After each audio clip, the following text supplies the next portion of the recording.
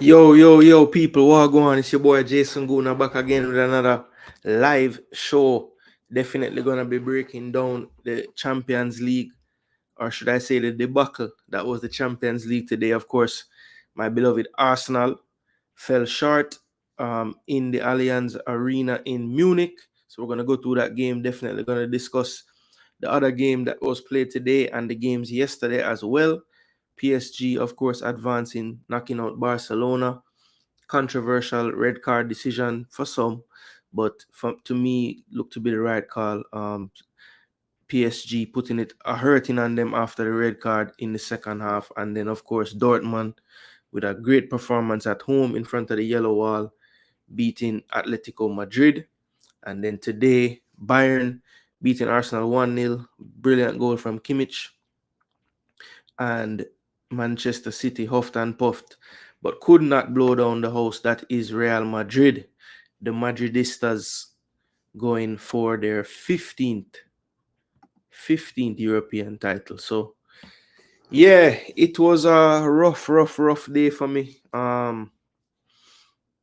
Went to my daughter's training after the game and could not get the game out of my mind, to be honest. But look, the main thing I'll take away from today's game is that we have a lot to learn when it comes on to this competition.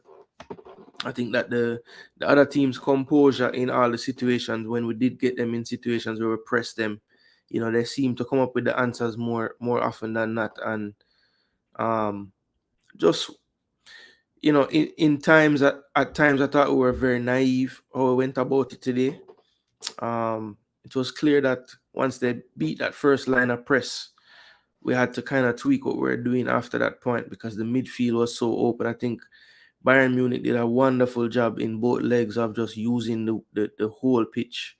The midfielders taking up positions that really forced us to not be able to squeeze the midfield at any point. Goretzka, Lima, Kimmich dropping into the middle sometimes. I thought they were very smart in their movement. I thought Sane and Kimmich really showed their experience on the right side for both of the games. And yeah, they just had more answers than we did.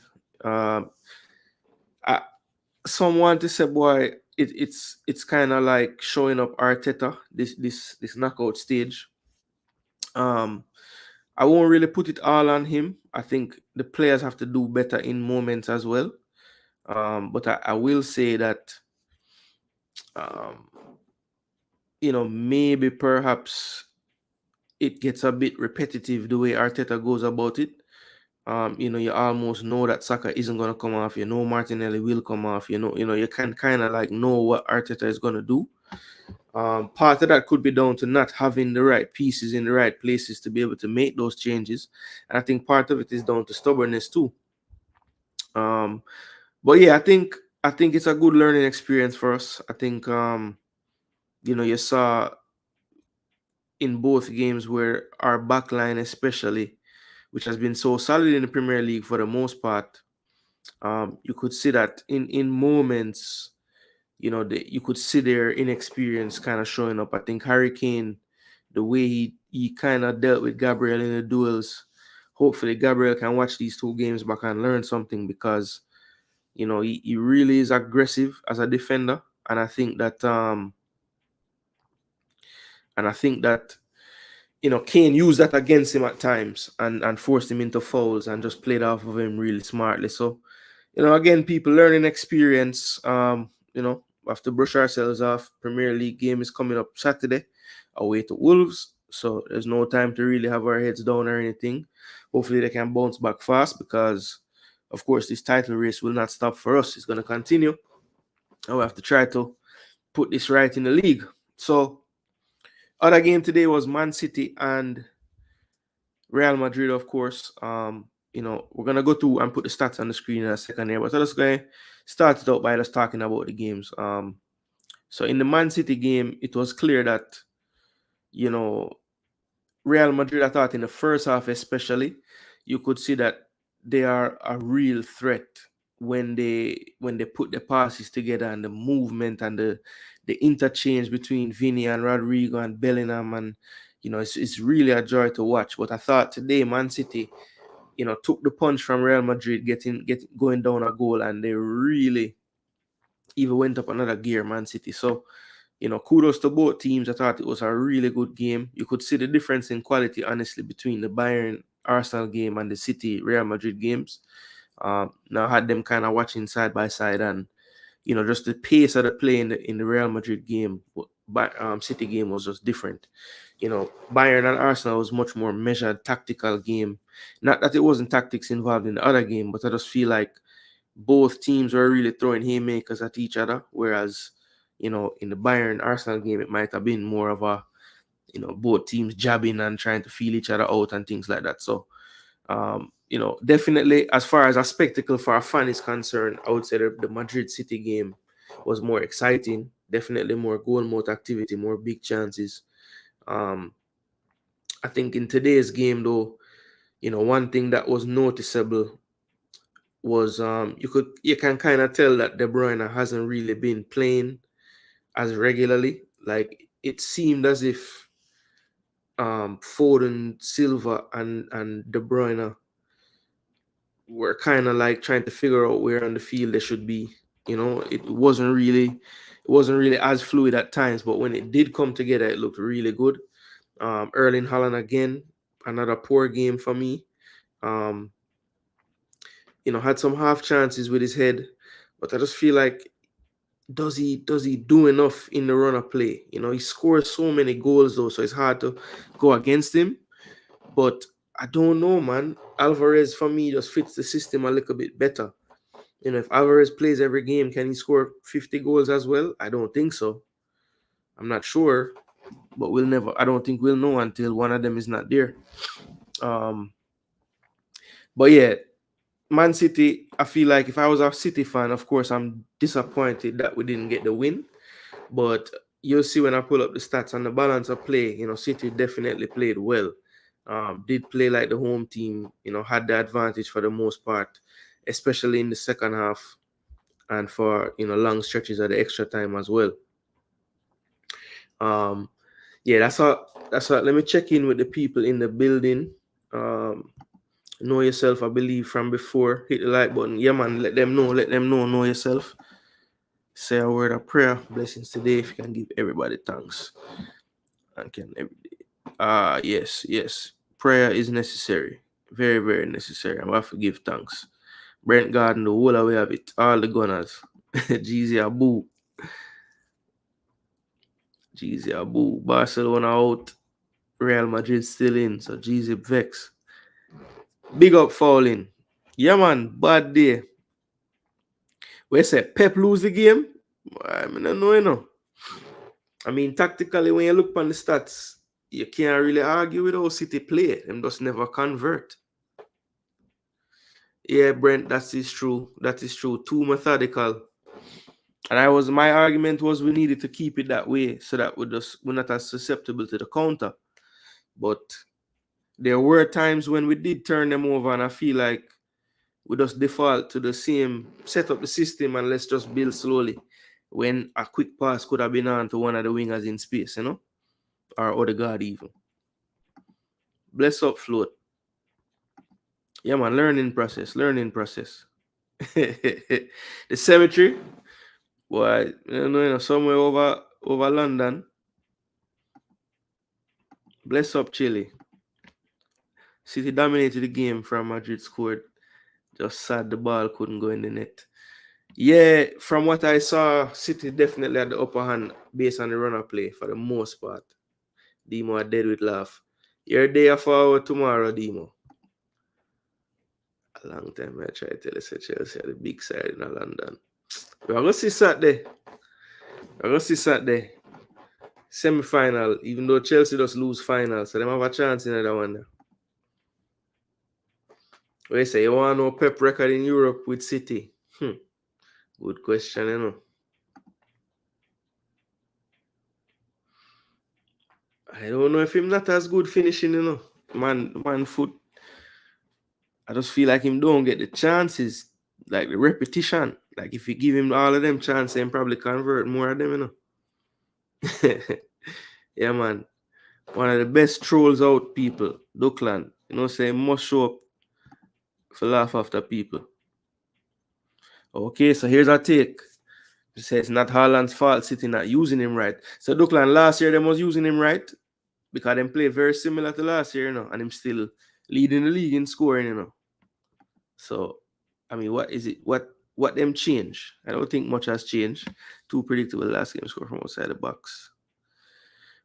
How much did they kick today from outside? Well, I think I remember one shot by Odegaard from outside the box. I remember one from Ben White with a nice piece of skill will go over the bar.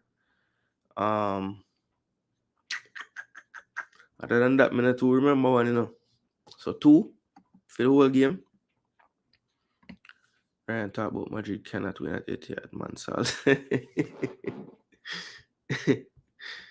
Ryan said them are going to win. How much? I forget how much Ryan said Liverpool are going to win tomorrow. Big up in a Sherman. One done from Clarin. Done.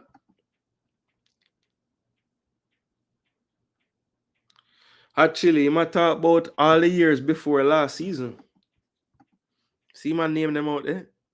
Lyon, Spurs, Monaco, and Liverpool with a big City side. Yeah. Them say he's the tinkerer when it comes to these stage of the competition. And him actually never think at all today and play pretty much the team when we feel like he would have played. I heard some arguments that people say, boy, Doku should have come on long time before that. But can't too go against him because him set up the goal. So the timing was okay. Gunners for life. Yeah, man, it not change, man. Some man are wagonist, you know. Some man just start watch football, you know, so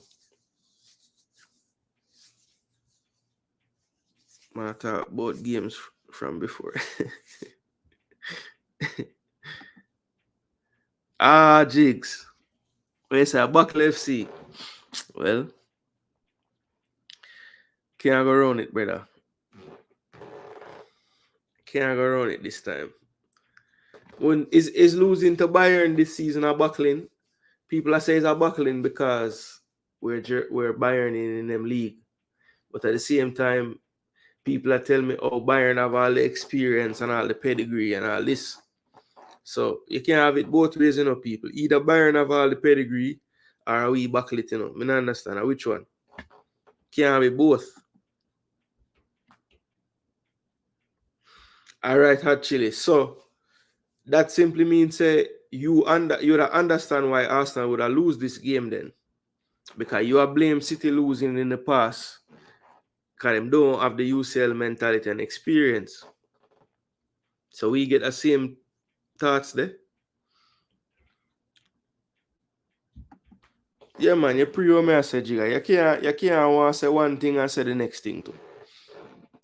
But the way me see it look as if right now the game never get tougher.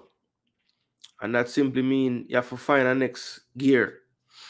And Arsenal, instead of going up a gear from, about a month ago, it's like we stall out and we all decrease the gear them. And people don't look the same. I mean, people are say Saka no good. After what? First leg, him scoring at the first leg, them say him not good. Villa, we get too love. Him not do nothing in another game too much. Him not good. Today, him not really do nothing. Him not good. But to be honest, I not say Saka not good enough. I think Saka just look like him boss. Saka not run the sea. Saka not look fast. Like him can't go by you. And then when him go by you, him not sharp. I don't know. Saka has been off lately. But as I say, Arteta have some stubbornness about him. And it's hard because Saka really not let him down to that. Until when last season. Right around this time last season too, after 30-odd game of playing every game, 90 minutes for the most part, you start seeing him decline towards the end. So, at the same thing happen. The same exact thing happened. Same thing last year. If you pre-it, that run of games where we basically buckle the league and drop all that gap of points, it coincide with soccer decline in them game. Yeah, man. Someone made it study, man. And the funny thing, him did kind of change the system a little bit earlier this season for try not burn out the ball of them, but it looked like him put on the gas too far too early. Because when after the Dubai trip, I move away. Him should have just take time rise. But as Brent did say earlier, learn,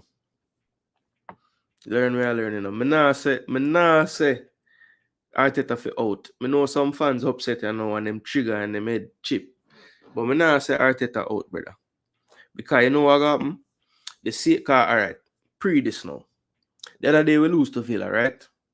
And when Unai Emery there at Arsenal, obviously we know we get a good coach because the man win a Europe, win a PSG, never win the Champions League or anything, but him win the league and everything.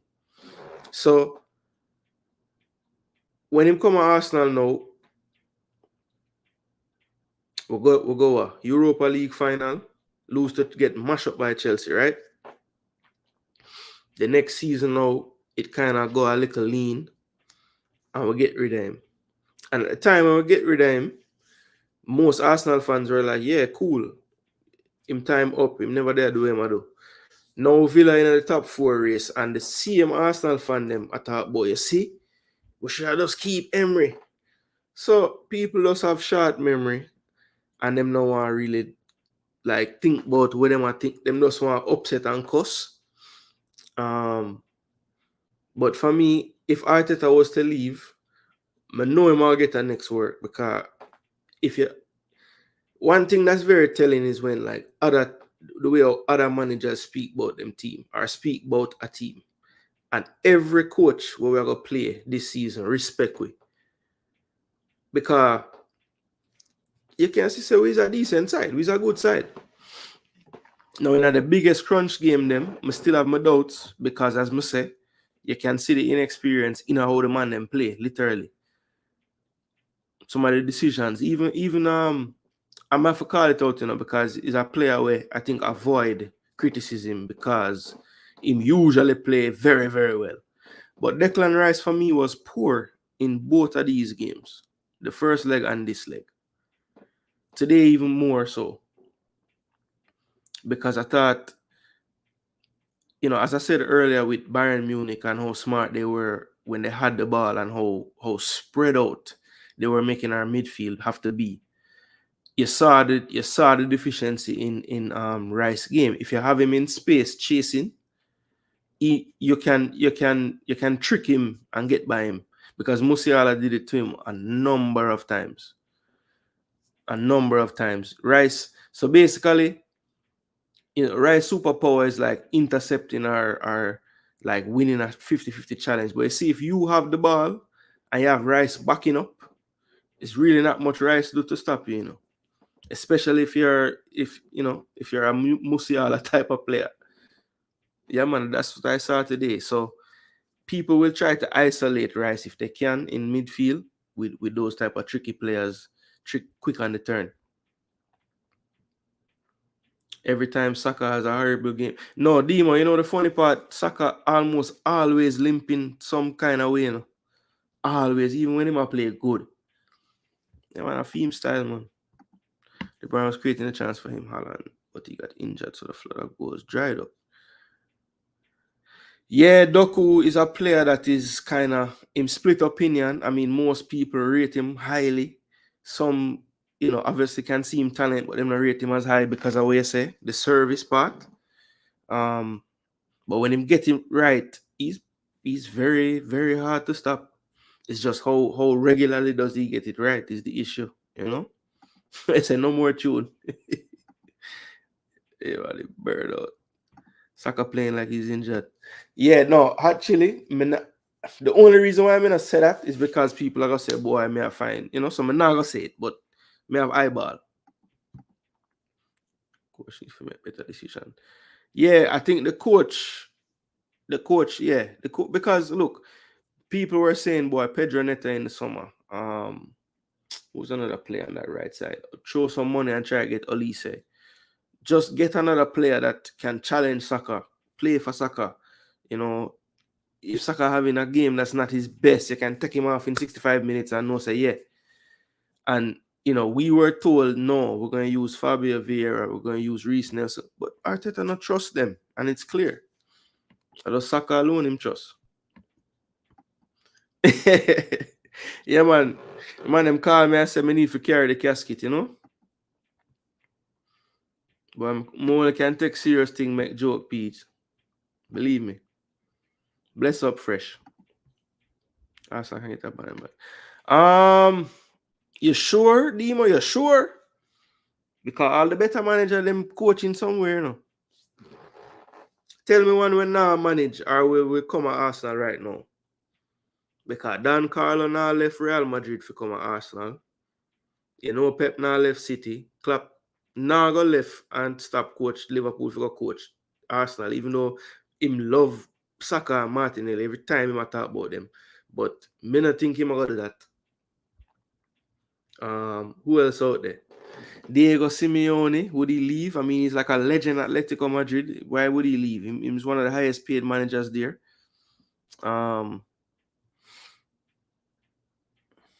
Tuchel is a great knockout competition coach, but I don't trust him in the league.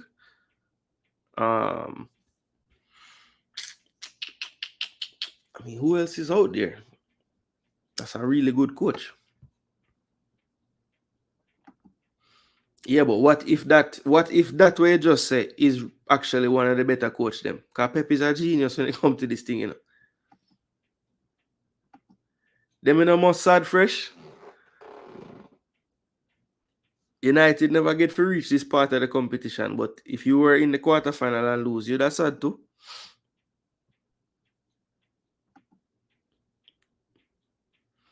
I don't think so neither. They say Margaret Adama. Nah, man, him better than that, man. Him is way more technical than Adama. At the first touch, not Adama Traore. I don't know how him play for Spain and represent Spain. The man is the most anti-Spain player I ever see. Doku is a baller, just needs to work his finishing. Yeah, man, him young, man. But him not buy, well, yeah, him buy Fabio Vieira. That is true. Well, Fabio Vieira really injured, you know, like the whole damn season. Because early in the season, him did a play out there so from time to time.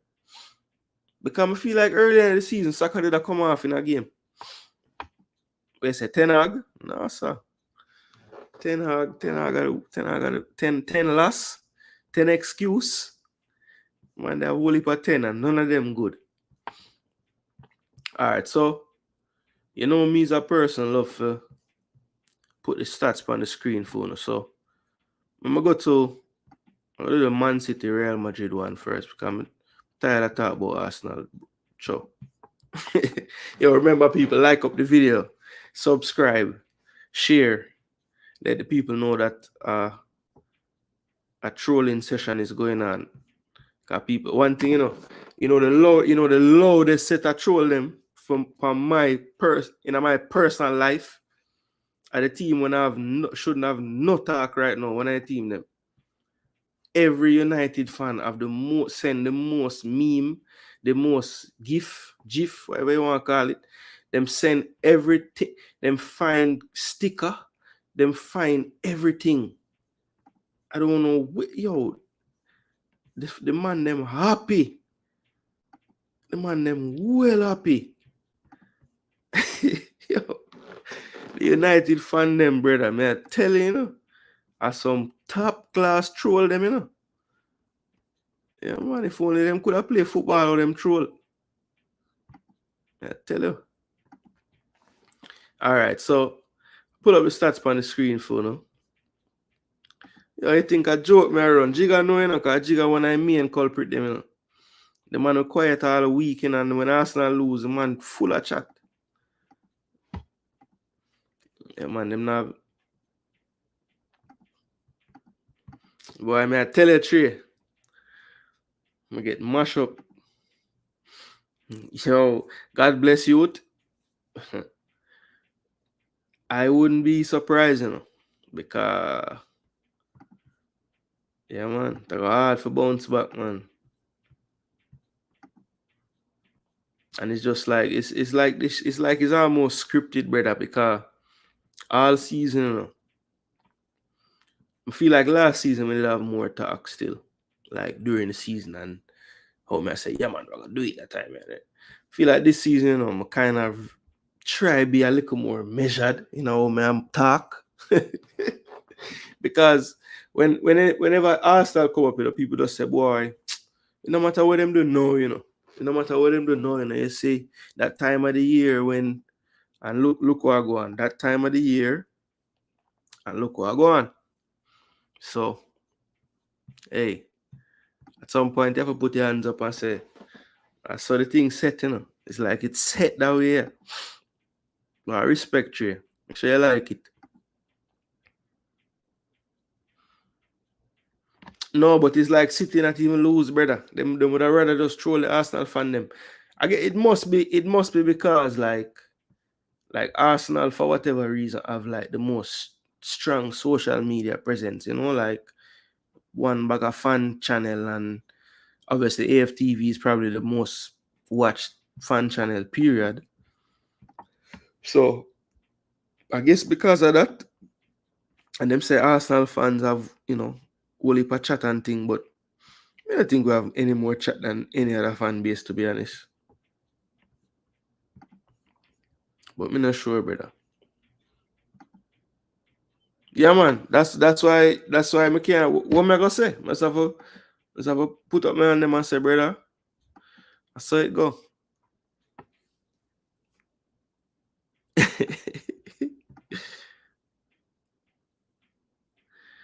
Yeah, man.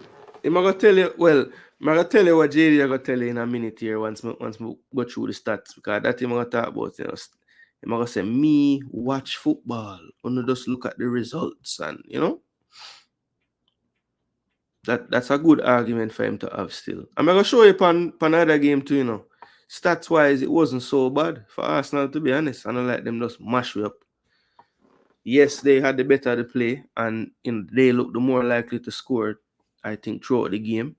But yeah, it wasn't just all out music for them.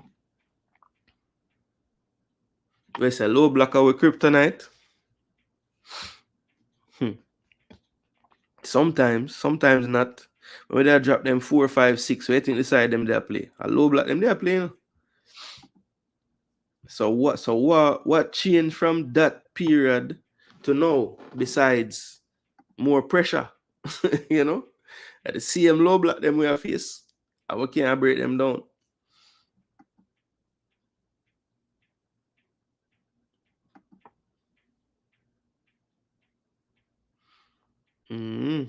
Soon 3 Champions League place if England keep it up.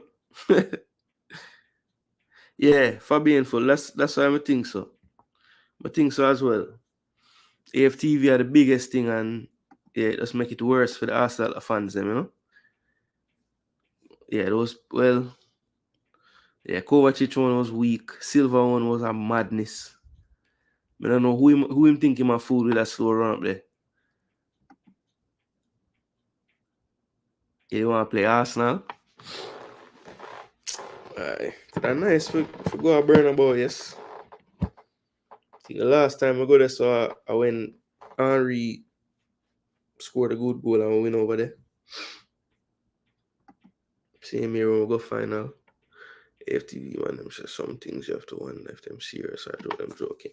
Well, some of them trolling actually, and some of them actually try to analyze the football and talk about it, but enough troll up on AFTV as well.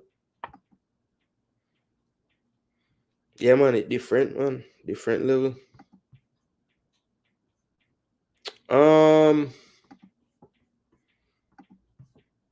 It was an interesting. All right, so as him talk about that, let me look on the stats first of all. So this was the stats from the Man City Real Madrid game. As you can see, 1-1, and then penalties. Real Madrid got the win.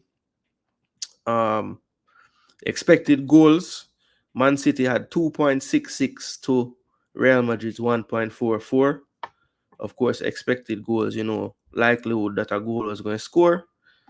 So based off of that, Man City should have won the game, or based on the statistics, they were supposed to win the game, or more often than not, they would have won this game.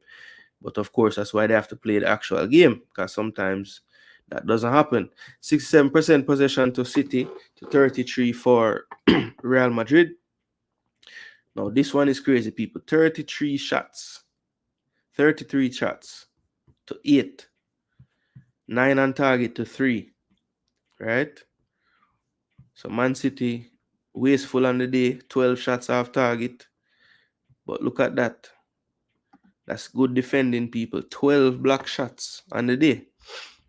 18 corners to 1. Wow. Craziness.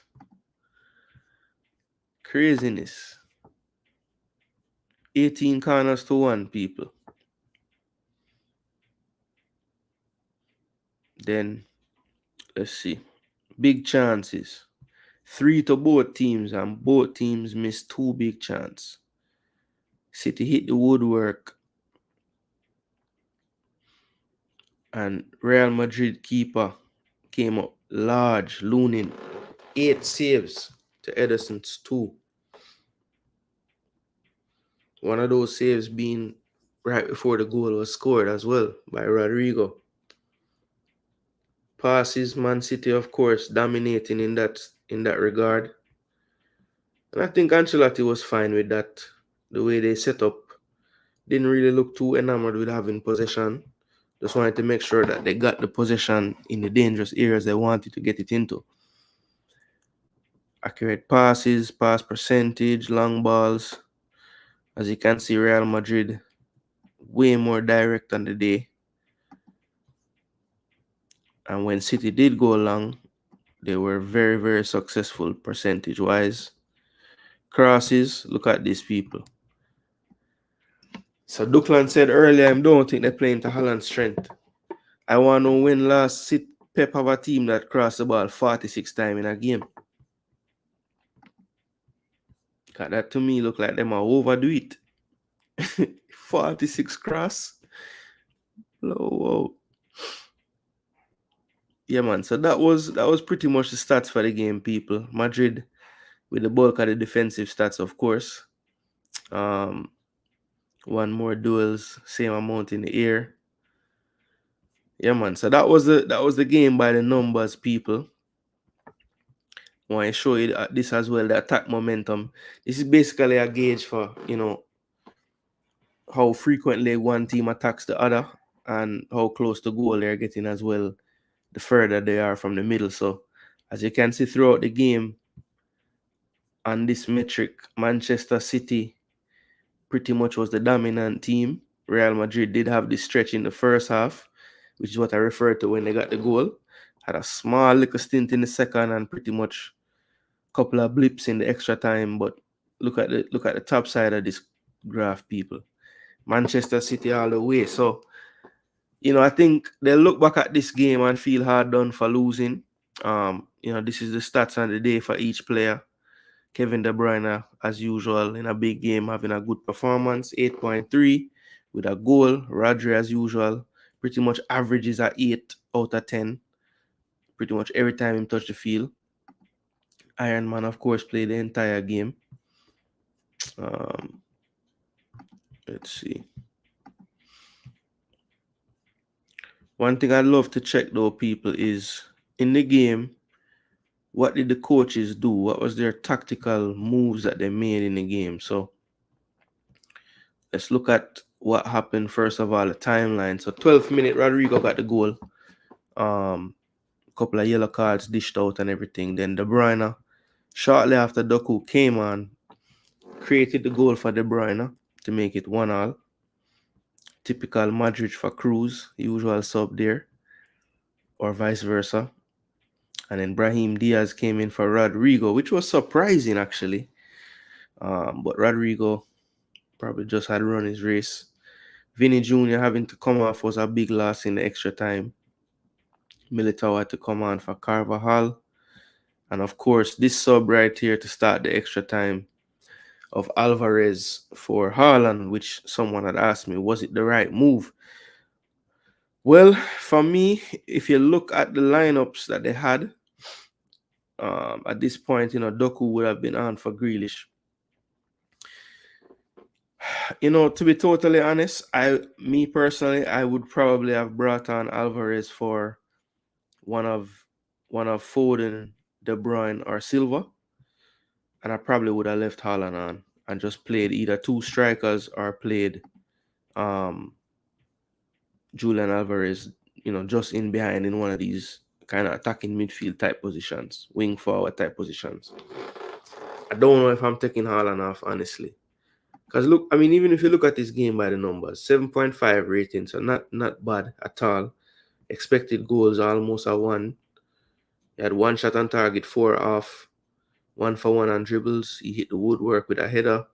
21 touches, 5 of 7, pretty good there. 2 key passes as well. Ground duels 2 for 3, 3 for 4. Of his 21 touches, lost the ball 7 times, so not terrible for an attacker. 1 clearance and 1 tackle. So,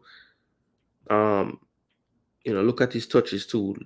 In the box, in and around the danger area, dropping deep as well to link up. So, me personally, I'm leaving him on. I think, in the extra time, there's potential that maybe with the more tired legs, you might have a few more chances to stretch the other team. But I think at that point as well, maybe Pep thought, look, they're not really going to give us any space in behind. I see how Ancelotti's set up. He's playing deep.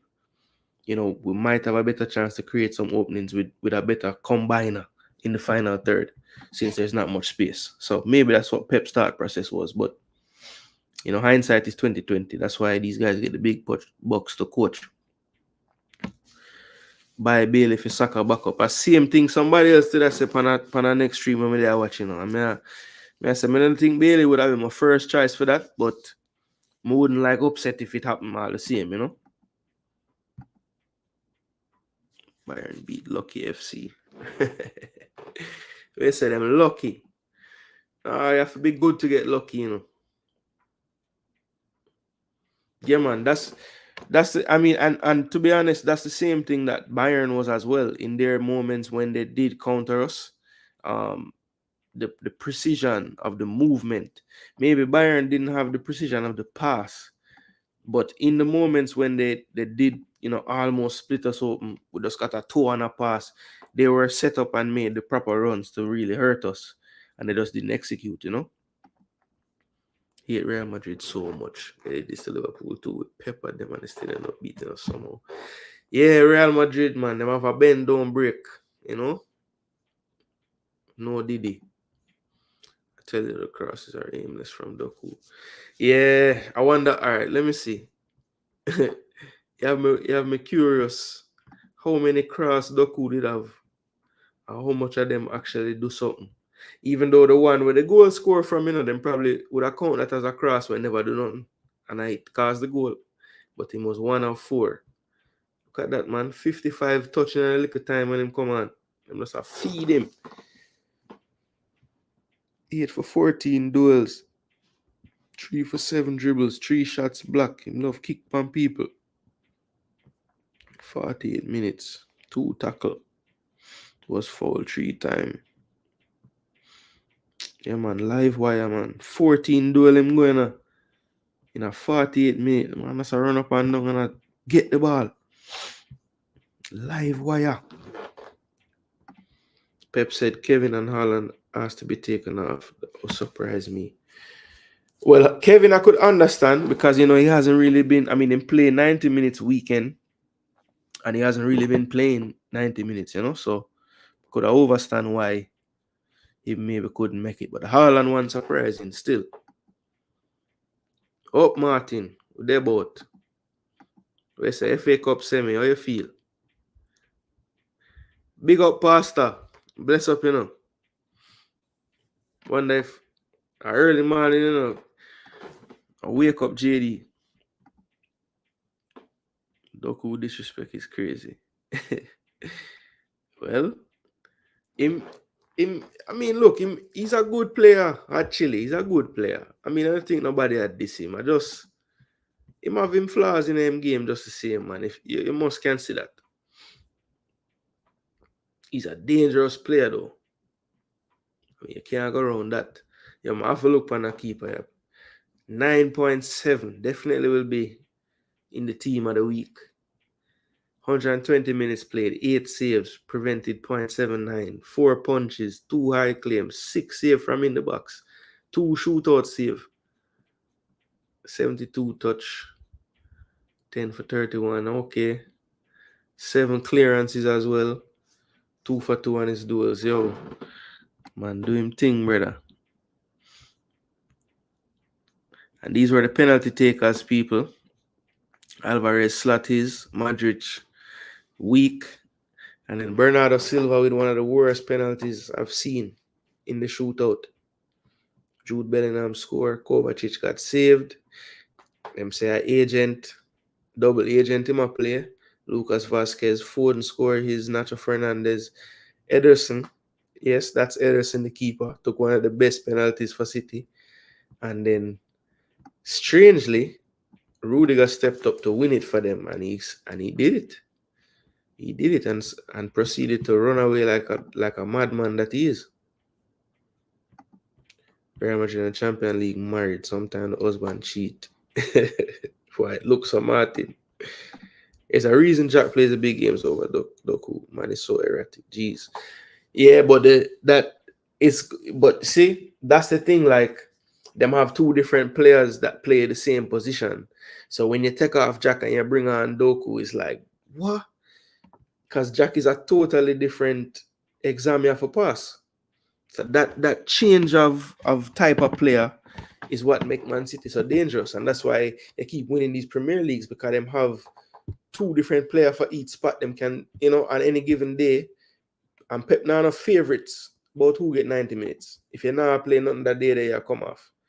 But Pep can do that because him have 2 De Bruyne, Foden and him. Him have 2 Doku and Grealish. And if them have different traits, they have different traits, but the whole of them bring something to the table where can get you over the line. Carvalho to come up after 30 minutes with Doku. Yeah, run him to shreds. Bless up Jean-Pierre fan. Getting closer to the playoffs. I think it's 22nd, that's a Sunday. 22nd.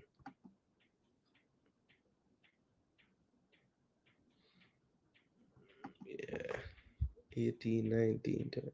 No, 22nd. So on Monday they might play. Okay. Monday and Sunday. All right, cool. Yeah, man, looking forward to those.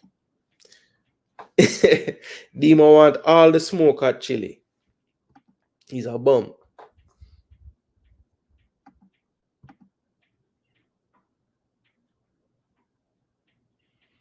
Yeah, that he might go far with that one. They may agree, because he have a lot more technique and touch.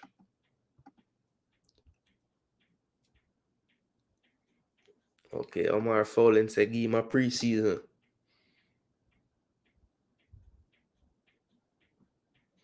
Demo say he's been seeing the player from when he was in Belgium. Should I put on? Where say Ortega could have take one too. Yo, Ortega skill to him. You see when the man chop up the brother in the box with you. Yo, Martin, I'm try to tell people, that when City ready for really start knock it in the stadium there, if you don't just take your time and defend them for a little bit, you'll get mashed up, And the people them a laugh after my team where they will go there and get a nil all. Because we go play defensive and just build.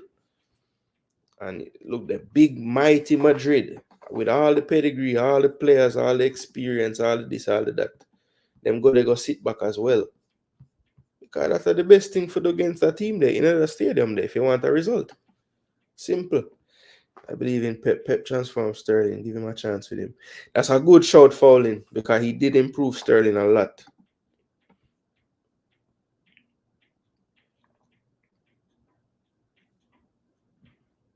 That's a good shout. Ancelotti.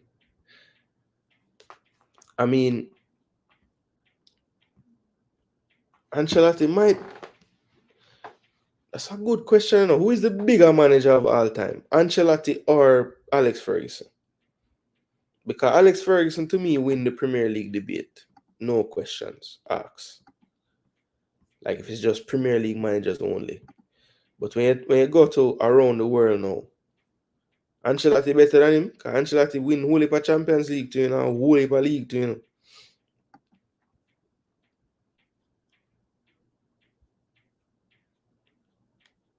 Yeah, he should have. No, but unlike Arteta not improve players though.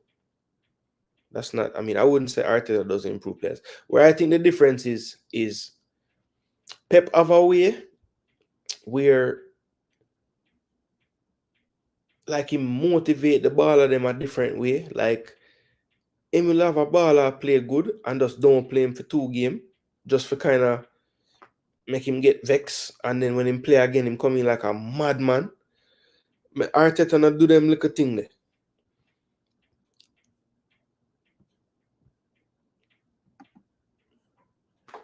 Dynamic number 10 and striker to compete. In City's case, no shame losing to Madrid.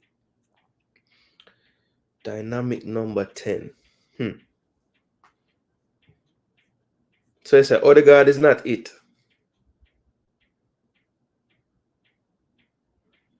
Fair. Odegaard coming like a mix between an 8 and a 10.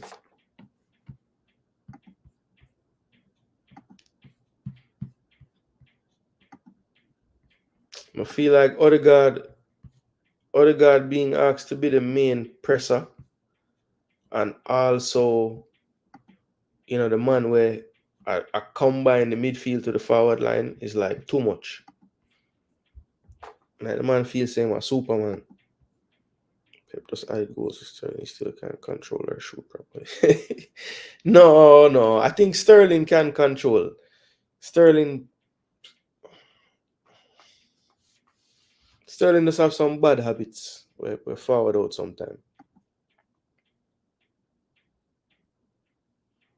I watch this playoff game, people. Chicago and Atlanta. Don't know, I live kind of close to Atlanta, so kind of like to see them try do a thing, Even though the Knicks are chill, I wait. Realize that we will play MB in the first round. And probably pop down after 2 games.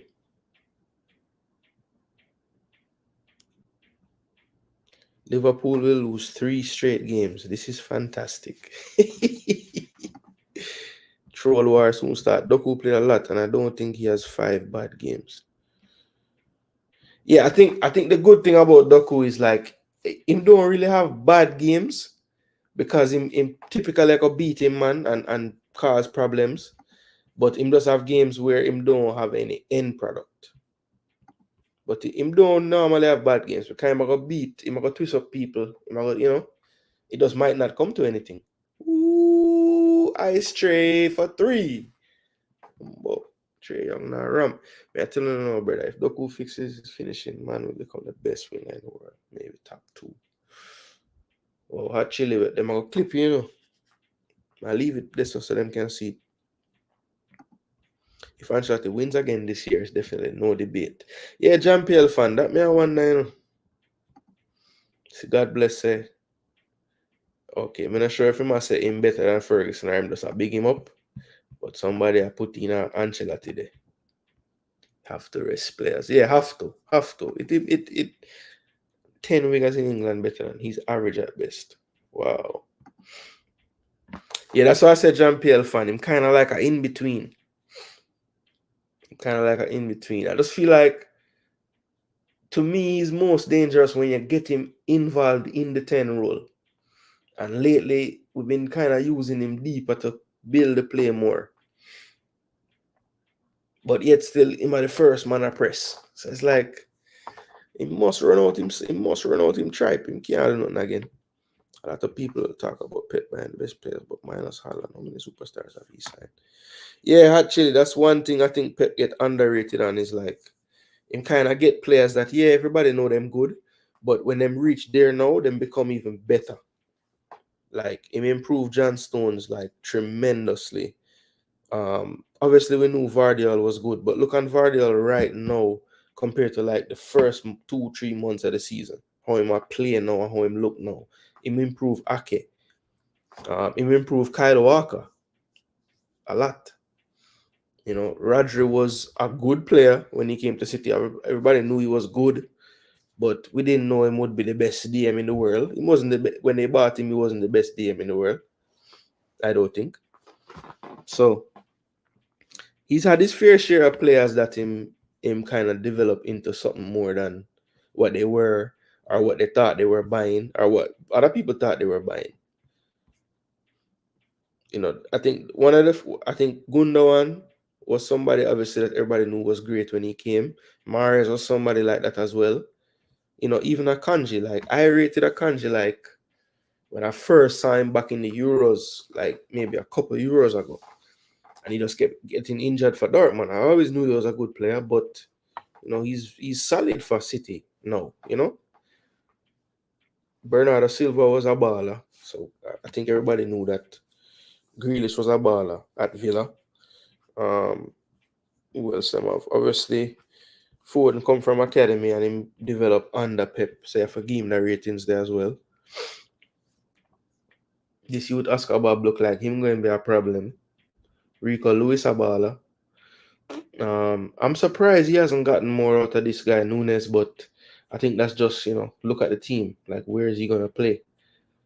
You know, somebody gonna have to probably go if him get a chance, and who knows? Maybe Nunes is never good enough to be playing regularly in this team. I don't know, but I think, you know, Nunes is a player that. Oh, he's 25. I thought he was a little younger than that, honestly. But yes, a good player though. Good player. I mean, this man can't even get no game. If Nunes was on Arsenal and play in one of these two legs at some point, and him can't even play for this team. Arsenal need to change their mentality. Yeah, well, I was told that, you know, Rice would change that. But he have a lot to learn as well, to be totally honest. I realized it was not normal having my Everton for a short stint. Yeah, I don't know. I don't know what kind of dream Everton sell him to even take that work there. That was such a strange marriage there. They must soon list them off, you know. Mm-hmm. Yeah, man. People them want the 10 wingers, you know. Salah, Diaz, Grealish, Foden, Martinelli, Saka, Trossard, Bowen, Son, Bailey, Garden. How much that? That's a 1, 2, 3, 4, 5, 6, 7, 8, 9. That's a 10. And him say how much that become have more. Yeah, man, me know that here Senex. Pep by his quality I can make better. Yes, that is where I think Pep is the master. Pep find players that him know him can coach. They might not be the ones that every team want, but them are gonna understand football to a different level. Mm-hmm. Foden is not a better winger than Doku. Come on. I mean, him start on the wing. Yeah, he's not a traditional winger in the sense of that. But if me I pick a team, I go pick Foden. In a business. Omar Fowler said Bowen, Martinelli, Grealish, not at all. But Grealish a play over the man, you know, Omar. Most of the time, you know. In the bigger game then. I don't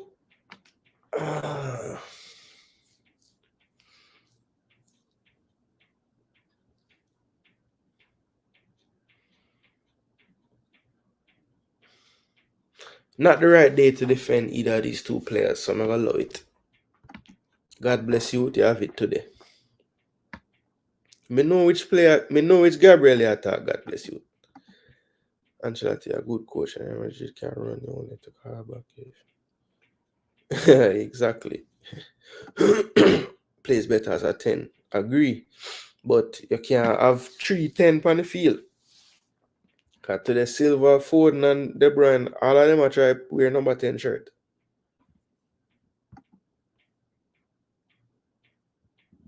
Okay. So you say strictly winger. City and Liverpool coach, what you think better, the best out of them? Best out of them players? I mean, it depends on what you consider the best out of them players, because like the people that must say Klopp better. For them argument is always Klopp will turn some.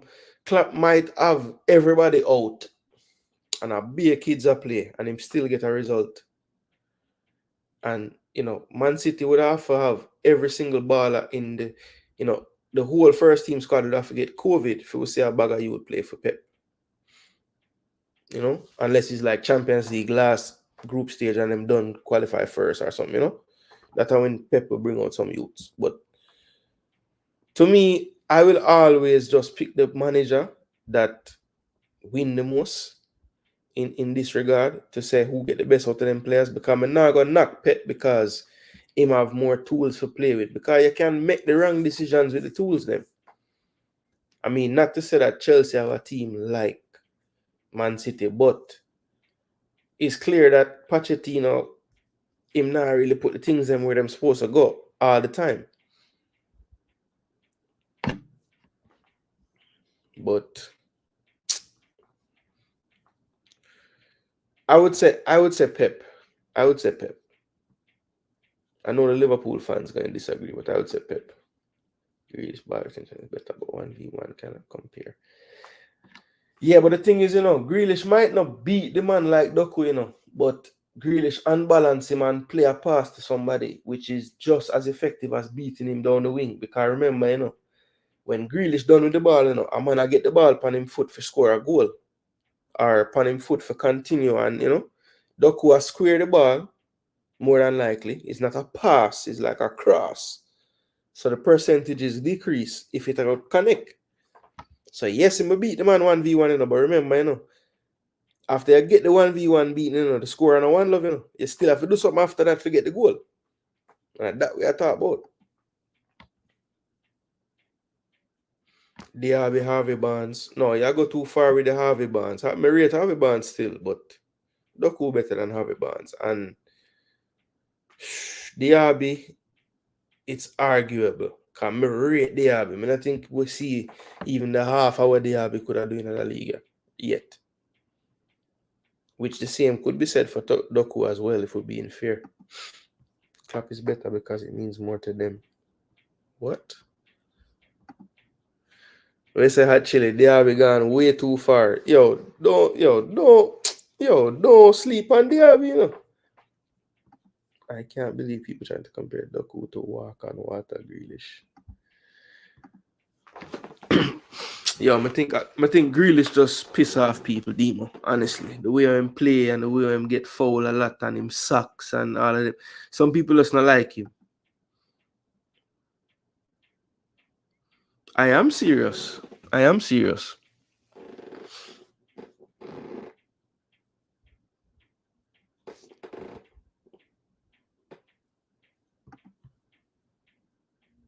haven't seen the trend statements, I am guessing. Oh, how him said that Doku is hard to play against? That's what you mean? No, but may I say, if you ask a defender, like who is one of the hardest opponents to face, it makes perfect sense that them would have say Doku. Because as I say, like 1v1, him is very hard to stop. Alright, so not even want to do this, people, but the match played today. So I'm not gonna run from it. I'll bring up the Arsenal stats. I go through them fast. I'm not even gonna waste too much time on it. Sure. Alright, so expected goals. It was 1-0, as you see, 3-2 aggregate. Joshua Kimmich in the 63rd minute. talk about the goal in a second. 1.33 expected goals to 0.47. Ball possession pretty much even, 51-49 to Bayern. Total shots 15 to 8 Bayern. Shots on target were equal 3 to 3. Corner kicks 8 to 3 in favor of Bayern. Arsenal offside 3 to 1. Fouls pretty even. Yellow cards even. Big chances 2 to Bayern, 1 big chance miss. And this was a big issue, I thought, in both legs, people. The lack of chances created. So 0 big chances, 0 big chance miss. Hit the woodwork twice, did Bayern. Trying to remember. I think Kane hit it 1 time when the second half just start. I can't remember the other one. Counter-attacks, none for us at all. That was one thing I thought we would do in this game. Thought that Bayern would be more on the front foot, but I think Tuchel was quite fine just dropping back into that mid-block shape that Porto kind of employed to just really stifle us at times, you know. They kind of let us have the ball in the middle third or our own third. But once it got anywhere close to attacking third, they really closed the space as well. And we never moved the ball quickly enough to get them out of position enough to create any kind of opportunity. So just good football from Bayern and not enough incision from Arsenal, to be honest. Saves even 3 to 3. This is never good for the keeper to be negative on the goals prevented, but he was. Passes close, a couple more, about 24 more for Bayern, but only 8 more completed than us. We had a 90%, they had 87. Long balls, 9 of 15. Bayern, as you can see, went a lot more direct. 45 long passes for them. Let me see. Crosses 3 for 16, 2 for 14, so pretty close. We had more dribbles. They won more duels in the air and on the ground. Had more tackles, more interception, more clearances.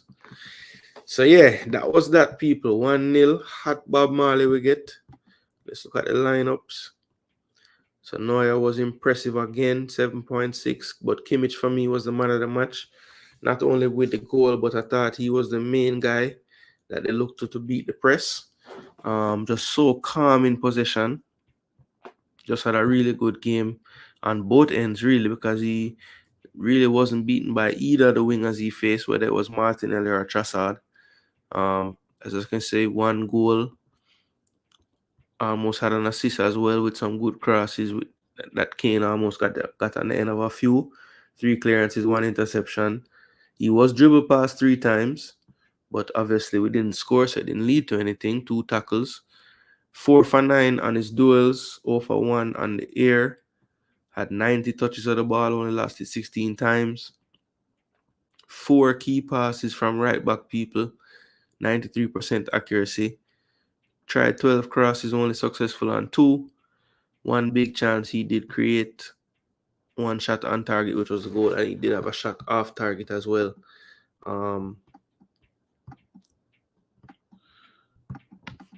So that was Joshua Kimmich.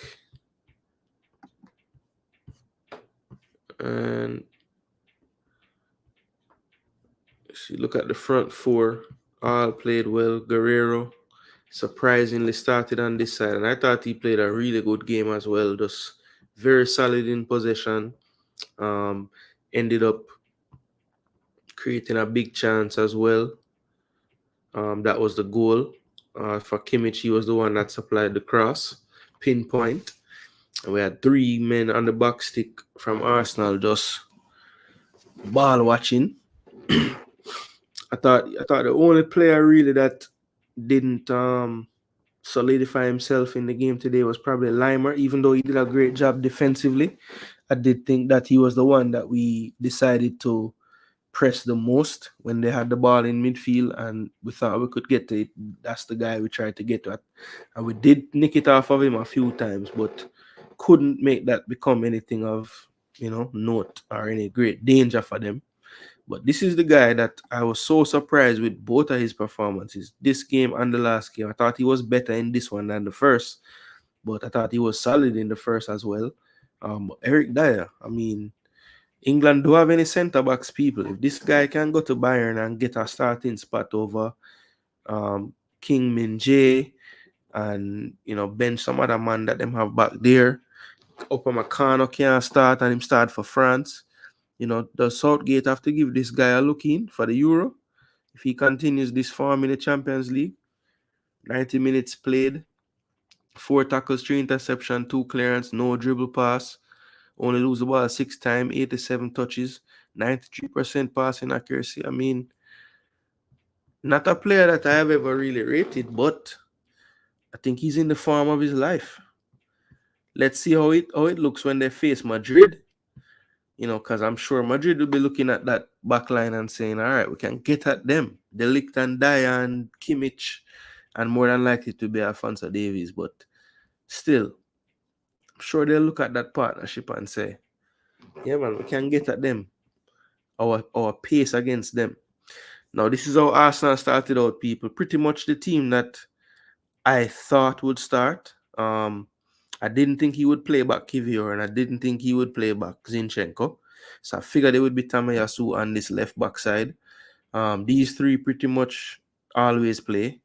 Benjamin White, Saliba, and Gabriel, and David Raya, of course, as well. So those 4 basically always play. In midfield is where I thought he could have had a shake-up, but based on the fact that I just figured he would go with this midfield. It seems to be the one that we score the most goals with. It seems to be the one that, we tend to be a little bit more solid defensively as well. Because I think when Jorginho plays with Rice kind of understands that him can't venture too far away at times. Kind of tends to stay a little closer to Jorginho when he's the one playing here, because he doesn't really want to leave him on an island. But the one thing about this formation that I usually like that wasn't happening enough for me in these 2 fixtures. Well, it did happen in the first half of the first leg, but from the second half of the second leg to this game right here, I think Martin Odegaard, I wish he could get the ball more in this area here, these 3 areas, but he's always getting it by midfield and this area here. But still a 7.3 for him. I mean, I thought he was really slick in his touches and everything, but I just thought that he never got the ball enough in those pivotal areas, these areas here. When he did get it here, it was so slow to get here that, the overloads weren't happening. They had cover. They had, 3-on-3s, 3-on-4s. We could never get them in any 3v2s, 2v1 situations. They were so tactically astute, and they just weren't able to get overloaded at any point. And a part of that was just too slow. Everything was too slow. Not enough pace in the attack. Martinelli got a 7.0. I thought he was just not really as sharp as he can be at times in the box, Bad decision, choice of type of control. When he needed to take a touch to the right, him touch it too close to the defender, little things like that. But another game where if I'm looking at this game and I'm seeing the 2 players playing, Martinelli looked the fresher player, but because you only play Martinelli on the left, why you couldn't just take off Saka, bring on Trossard, or leave Jorginho in the game, leave the midfield how it was, and bring Jesus on for Saka, and even if you're taking off Martin, take off both of them. Bring on 2 fresh people and leave Havertz up front for the way he was doing. I mean, again, hindsight is 2020, but I feel like him too rigid. Like Martinelli only play upon this left side. Why? Him can do other things in football. Try him through the middle for 5 minutes and see what happens. Yeah. Everybody a genius now. Saka played on the right side, got a 6.9. Sometimes I wonder how the man gets certain stats, What the man really do forget the 6.9? 0-3, no dribbles successful. 42 touches. I guess the accuracy of pass, but a pure sideway back pass over 4 crosses, 5 for 10 ground duels. That's decent. 13 possession loss, 3 tackles, 1 dribble pass. Boy, I don't know him get 6.9, brother. Havertz gets 7.1, probably because him just run up and down everywhere. 1 shot on target, 26. 1 key pass. Yeah, so it's over. You see what the chatter say. They about to cry again. Alright, let me see. I'm still argue about Doku, of course. So important to City. Doku has the raw tools, give Pep 1 more season and to be basically. And,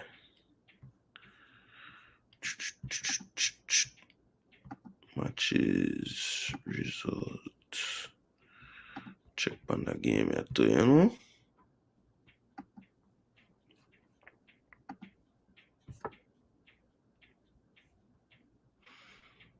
Alright, chill out with this for a second. Clearly, Doku has raw tools. Give Pep 1 more season, basically a second Sterling. Alright, that's what Jean-Pierre think. Trent says Liverpool won less trophies than City, but those trophies mean more to Liverpool. Why is that? Because of the fan base or what? Oh, okay. So it's just alright. But me not honest, Trent said Liverpool won less trophies than City, but those trophies mean more to Liverpool.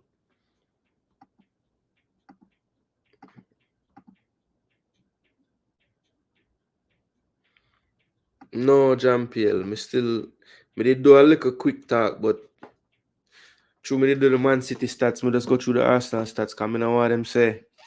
Through on my side, me no want to talk about the stats and all this foolishness. Need a striker. Yeah, I guess them say we need a striker. We score the most goal in the league, but I guess it don't really matter. I still need a striker same way. Man, them ball for Tommy to start over zinc fence, and Sane would have killed the poor youth. Yeah, but I don't think I think Sane still twist and turn him from time to time, but him did do better than Zinchenko? I think when Zinchenko came on in the first game, he wasn't really over there on him. Like him was playing so far in the midfield. There was rare occasion that Sane and him actually went against each other. It's just that Tomiyasu was there with him the whole time. So when I time them, the man make Tomiyasu do a split though. I swear so Tomiyasu would have to come off. I don't know if you did see that. German we got destroying Arsenal just like old times. They say when the music there City. Yeah, surprised me. Yeah, I don't know what the champ seen him. I don't know how him start all the time for France. Like, I don't know how.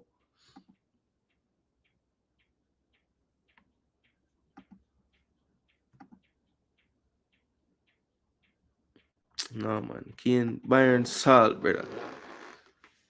Kane and Dyer, I got salt them up. Never not go if you try to make something. Yeah, he did try, but I thought he was leggy as well. He was tired. That's what me feel that big game last time this happened, bro. Cried.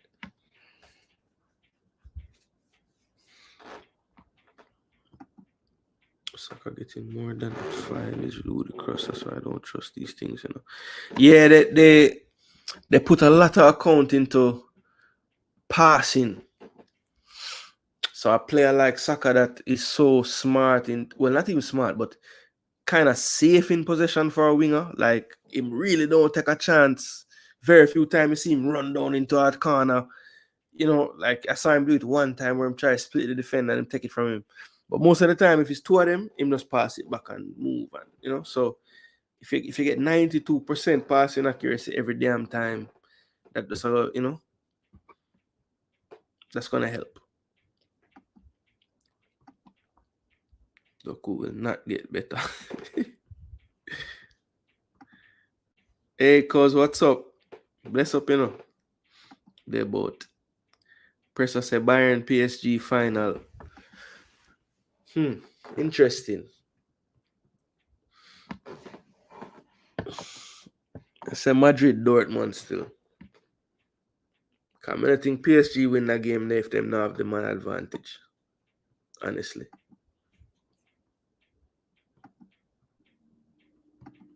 I know it looked bad at the end with the 4-1, but the way our Barca did that play, feel like them would have get the best of them for the entire game.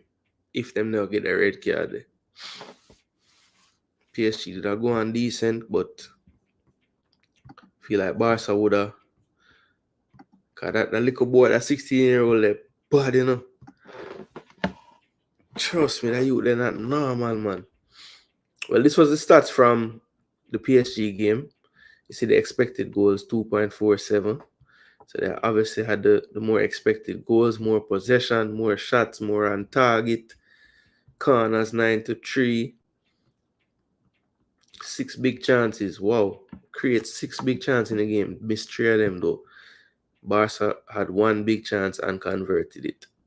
And they hit the woodwork once. PSG was deadly on the counter attack. 4 counters and 4 shots. 1 counter attack goal.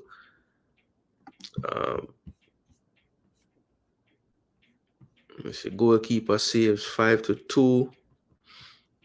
Passes, obviously. Barcelona dominating in the passing stats. Sorry, PSG dominating in the passing stats. I was wondering, I was like, how is that? Yeah, PSG dominating in the passing stats. 90%. But yeah, people, this game to me can be summed up by this action right here in the 29th minute. It was a last man foul. As you can see, Rafinha got the lead in the 12th minute. Brilliant work again by Lamine Yamal. And not only was this red card untimely, but I think the turning point of this match, even more so than going down to 10 men, was when Xavi Alonso decided that the one he wanted to sacrifice was the 16-year-old. Now, of course, yeah, you have to agree with it, because when you look at the lineup that Barca started with, look at that front three. So you have these two way more experienced players than Yamal. Rafinha at that point had a goal, was playing well. You can't really take off Lewandowski in that situation because he's your out-and-out striker. He's another player that can help on the set pieces with his height. So unless he was going to sacrifice one of his midfielders and just drop Lamine deeper, he would have been the main person probably to come off, which was just sad for the spectacle of the game because, look, he got a 7.2 in his 29 minutes or 34 minutes, sorry. 1 assist, 14 touches, 6 of 7, 1 key pass, 1 big chance created, 3 for 6 duels, 3 times he lost the ball, was successful on his only dribble, and he had 2 tackles, 1 interception, and he was dribbled past twice. So 7.2 in his short time on the pitch. And I think that red card from Araujo, a player that is extremely athletic as a defender, but one that I think does get caught out with positioning a lot.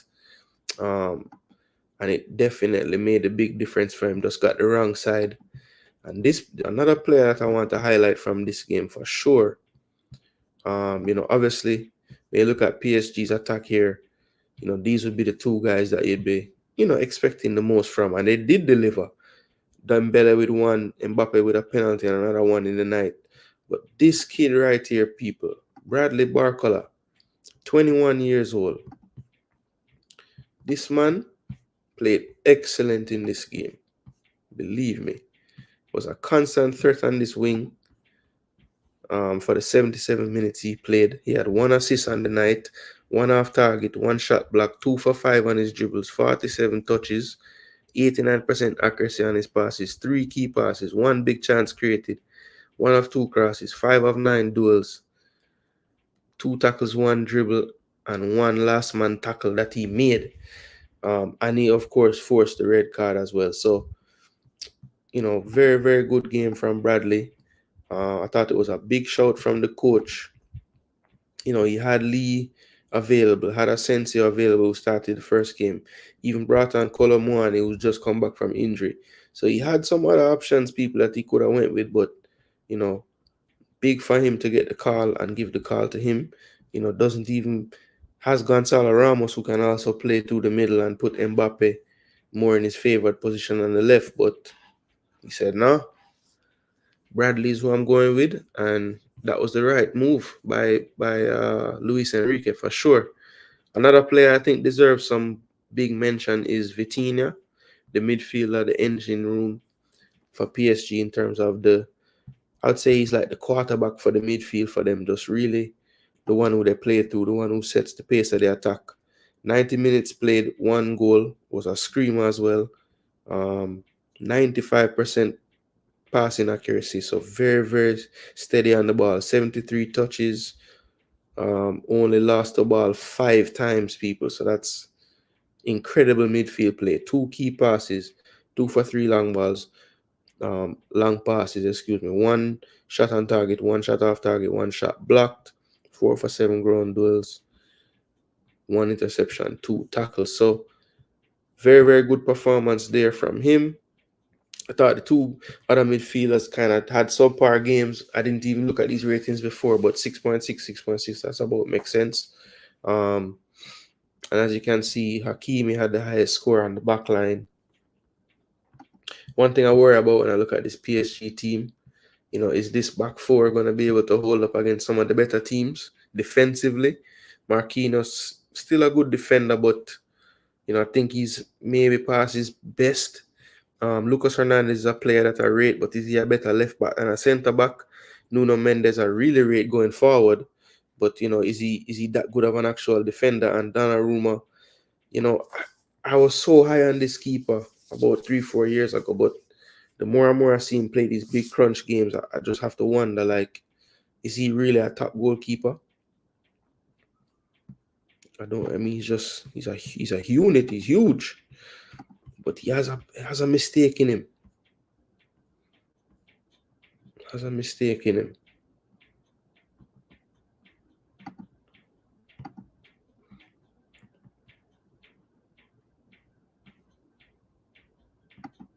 Rob Smith says, system baller soccer. Really? So which baller and a system baller? Let me know. Yeah, the whole of them playing a system, you know. I had to take that one chance. Yeah. Man, just couldn't open up him left foot enough to get it to the far post star. That was probably the best chance, you know. That cutback play there, so.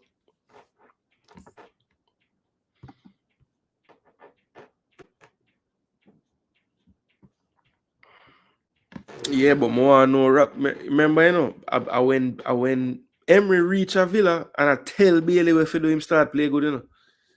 So be careful. Oh yeah, this system baller, you know, cause you're a baller, big system baller, you know. Yeah, man, the red card mashed him up. Jason, what did Smith Rowe do to Arteta to stop getting minutes even after injury? That's a good question. I think Smith Rowe's problem was just timing with the injury, because I want to say, like, before we got Trossard in January, he really wanted to, like, you know, and then he came back, got some minutes in a game, I remember, played well, and then the next week in a training, gone again. And that's when they go for the actual surgery. Just, I don't think he's ever been fully 100% like when Emery was there. Like, I don't think he's had any kind of run of games. Because, look, when you go back to them times when Emery did not lose 19 games in a row and all this thing, you know, Saka and Smith Rowe are carrying, you know, basically, you know. Yeah, man. Me don't forget that. But I just feel like with Emile, it looked like a confidence thing, bro. Because him don't even play like when he used to play. No. Like even when we start the other day and people are saying they play wicked and him play good, and I mean, yeah, him play good, but it still don't look like Smith Rowe when we remember him there look like when him first start really playing enough game. I'll know me not see the same one there. So that's one where you can knock Arteta and say, boy, he's a player but it have enough upside and win a seat. Yeah, man, the red card was everything. And not only that, I think Xavi lose him head and then player them lose them head too after that. Make a Arteta did do that today in our game and we lose. My gosh, you wouldn't hear the night. Not a soul I send on about Xavi a kick over the stand and make him other, just raise the temperature in team and them team start play the ref. So even though them down a man and them still at times look like them could have maybe even make chance with the down a man, them head does take them. Them get too caught up in the crowd and I think being at home made it worse because the fans them a whistle the ref, them want cuss the ref. So yeah, I think them head take them.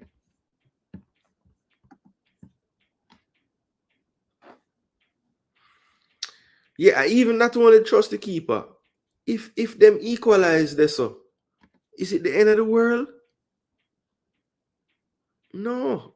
It just first of all, the keeper might save it. Second of all, going 1-1 and still being up on aggregate better than 10 men. And at the time was going to be a penalty, but them check it and say it was outside.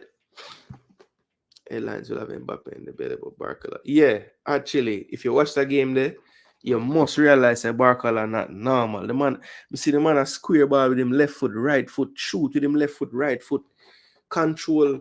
Yo, the man play wicked in the game, big man. Believe me. I would like to see PSG win to piss off all these Alman haters that pretend that their team don't spend big money. No, but you know what I think it is, Rob? It's like, even though enough teams spend money, them money literally have a government, like, it's not comparable, Rob, the amount of money we them have. And it's no rhyme or reason to it. Like, them will just spend it anytime. Like, Arsenal had to, like, build up to be able to spend, like, and people are beat we now because we spend some money now. But Man City has spent like this for the last 15 years, 10 years. Who should be players who play like us, who let's take a player and create. But, so you think Doku and Chippy are similar players? Because I don't really think so,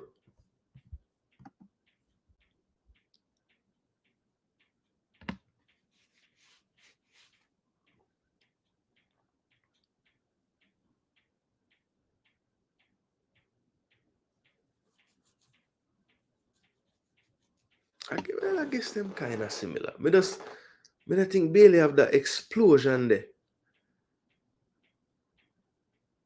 Bailey have the same type of change direction trickery. Yeah. But Doku is more explosive to me, like from stopping to going, Like Bailey dangerous when I'm already moving. Like Doku can literally stop and start and run just as fast as Bailey when you are run already. That's the difference. The stop and start. That Doku kill people with stop, start. Bailey with twist and turn into death, yes.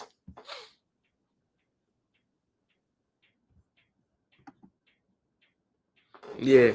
It's so massive. Because Doku will just stand up and do him like a full foot movement stuff. And then just push the ball and him gone. Stop it again. And run gone, left him and him cut back and yeah, him just sometimes I think him fake out all himself sometimes.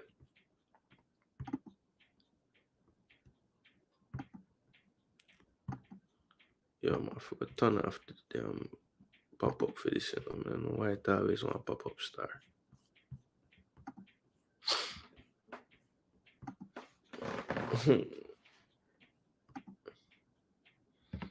Yeah, that's true.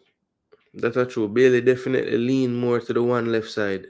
Him go right too at times, but if you really study Bailey, just send him right.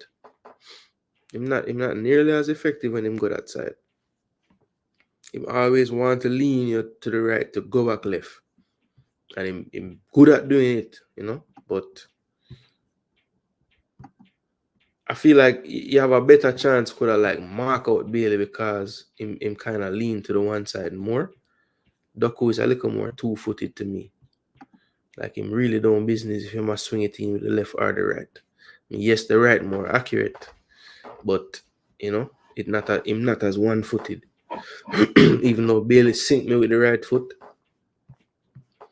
You know, Bailey would have to have no goalie in the goal to score the goal there. Just like how it happened. Because anyway, I'm trying to lace it with him right foot, him probably not do that. But yeah, when you side foot any ball, it increases the probability of it going where you want it to go. So the man just make sure another bomb foot, this is the right foot. So him just make sure pass it into the goal. But make a keeper it there. That pass they can't score.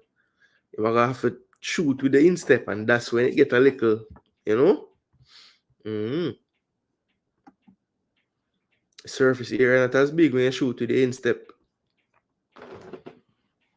Think about it, people. Think about it. Think about it. Bigger target.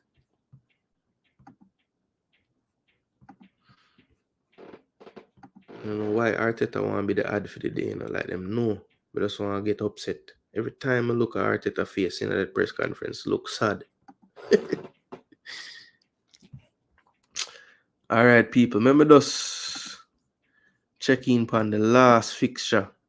The one when I get no love by the fans them out there. Even though it was two very good games as well, you know, people. Dortmund. Remember they had a 2-1 deficit coming back from Spain into their place. And they were able to turn it over with a 4-2 win. Big win for Dortmund. So Brandt, Matson, Fulkrug, and Sabitzer scored. Hummels with their own goal, and Correa in the 64th as well. Yeah, so this was a good match, people. Borussia Dortmund back in the semi-finals again. As you can see, the expected goals, Atletico Madrid actually was the leaders in this. Both were expected to score less than 2. As you can see, there were 6 goals scored in this one. Ball possession was a little bit in favor of Dortmund, but pretty even, to be honest. Dortmund did have the shot advantage, 19-10. Shots on target, 9-3. Corner, 6-2 for Dortmund. Big chances, actually. 4 of them fell to Atletico Madrid, and they missed 3. And Dortmund did create 3 of their own, but missed all 3. So they missed all 3 of their big chances, but still score 4 goals, people. So, wow. A lot of goal mode action in this one. 1 counter attack each team, 1 shot. Goals prevented. Neither one really did good in that stat. Passes. Dortmund had a bit more, slightly better passing accuracy as well. Both teams went long about the same amount, right there around 50.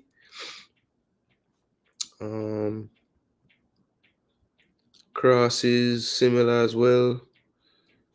So yeah, this game was a pretty even game, to be honest, people. Dortmund, as I said, did have the slight shot advantage and definitely were the more clinical team on the day. Let's see what individual players did really well. So Sabitzer had a really good game. So did Brandt. Matson did well as well.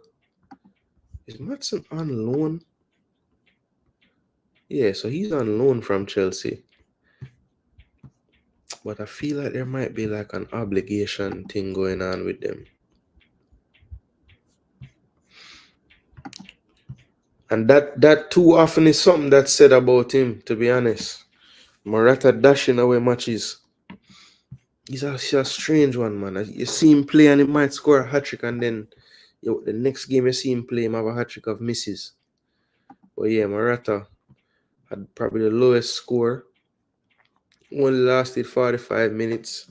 And in that 45 minutes, missed a big chance. And I remember him missing another one. So that must have not registered as a big chance. But I would think it was about a 3/4 chance or something. Griezmann, as usual, best outfield player for them. Or best player, period, on the day. Well, stats-wise. I'm not going to lie, people. This one I did not watch that much of in terms of live game time. I did watch extended highlights of it, of course. So I saw the goals and everything, but didn't really fully analyze this one as I could. So I can't really speak so much about this one, besides just the goals and the actions and stuff. So not going to spend too much time on that, people. That was very difficult to get through this round of Champions League matches. Thankfully, the chat came to discuss football and not to just troll me all night. So appreciate that, people. We're able to get through that without any viral moments occurring. But who knows? Somebody may have clipped something that I said or some facial expression I made, and I might be viral one day. I don't know. Hopefully not. Don't want to go viral for those reasons. Just for any follow-up, people, for anybody watching, I never got a chance to give you guys the final results of the last week's predictions.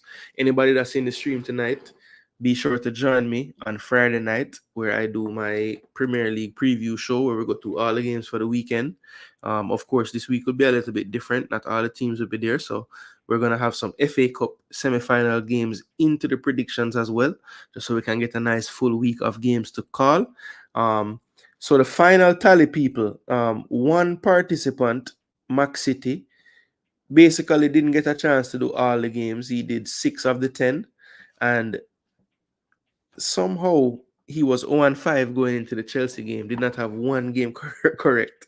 But he did save face. He was one of the few of the lot to go with a Chelsea win. So he went 1-4 on the week with no scores. No fully correct scores. Damian also went with a win for Chelsea. So he went 4-6 on the weekend. And I think Hot Chili, Fresh God, and Duckland were fighting it out. They were 4-5. But they all went for the upset of Everton to beat Chelsea. So they dropped to 4-6. And Hot Chili also dropped to 4-6. And myself, I was 3-6 going into the last game, but I went for a Chelsea win.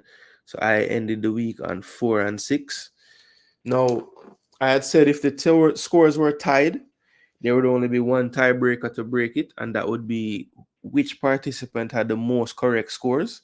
And by way of the tiebreaker, Duckland Stennett would have been the winner of the week, because he had 2 correct scores to my 1 correct score and to Fresh God's 1 correct score, as we all ended 4-6. So, people, what I'm going to do on Friday is what I did the last time. Anybody that's in the chat when we're doing our live stream and we're doing our predictions, we are going to go through and basically, we're going to go through and basically make the predictions. And then at the conclusion of the week, when we do our Monday show, we will definitely give those results and see who took it home. So Duckland will definitely take the bragging rights for the week, even though it's, tiebreaker. It's not, 4-6 is nothing to brag about, honestly. But fair is fair, and I did make those rules in the beginning. So to break the tie, Duckland, you get the weekly prize. Of course, as the channel grows, people, this will become way more official, and there will actually be weekly prizes. But for now, we just do a fun thing, people. Yeah, man. As the channel grows, the prizes will grow. So, Duckland, for now, you just get ratings. You get a stripe. Yeah, man. People can just know, say, you had a tiebreaker for the week. But the good thing is, there's always next week. So Duckland don't have to get the stripe for too long. You can take it from him, Yeah, man. Yeah, Demo, I figured you would be one to say that. Maybe next week it can be a Premier League jersey of my choice.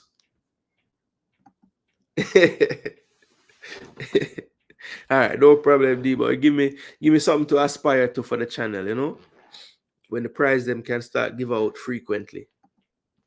But yeah, that's something that I think would be fun. We all say we know everything about these games and we like to predict them. So why not document them and see how we actually do? So man can stop telling and say them never get none wrong, Yeah. All right, people. So something else that I wanted to discuss before I close off for the night was I saw this article on Sportsmax that I wanted to put on screen for everybody to see. Don't know if anybody has done their research on this, but I have been hearing about a delegation that's supposed to be going to Turkey. Heard about it initially about, I'd say 6 weeks ago, 8 weeks ago.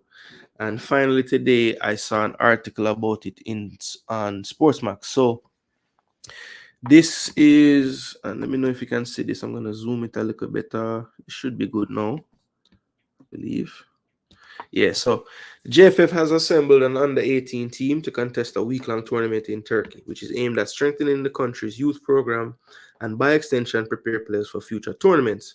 With there being no FIFA or CONCACAF under-18 tournament to qualify for, JFF's technical committee chairman Rudolph Speed views this UEFA under-18 Friendship Tournament as part of the under-20 qualifying program and overall national team development. A 20-player team to be led by Lenworth Hyde and former Reggae Boys player Rudolph Austin will depart the island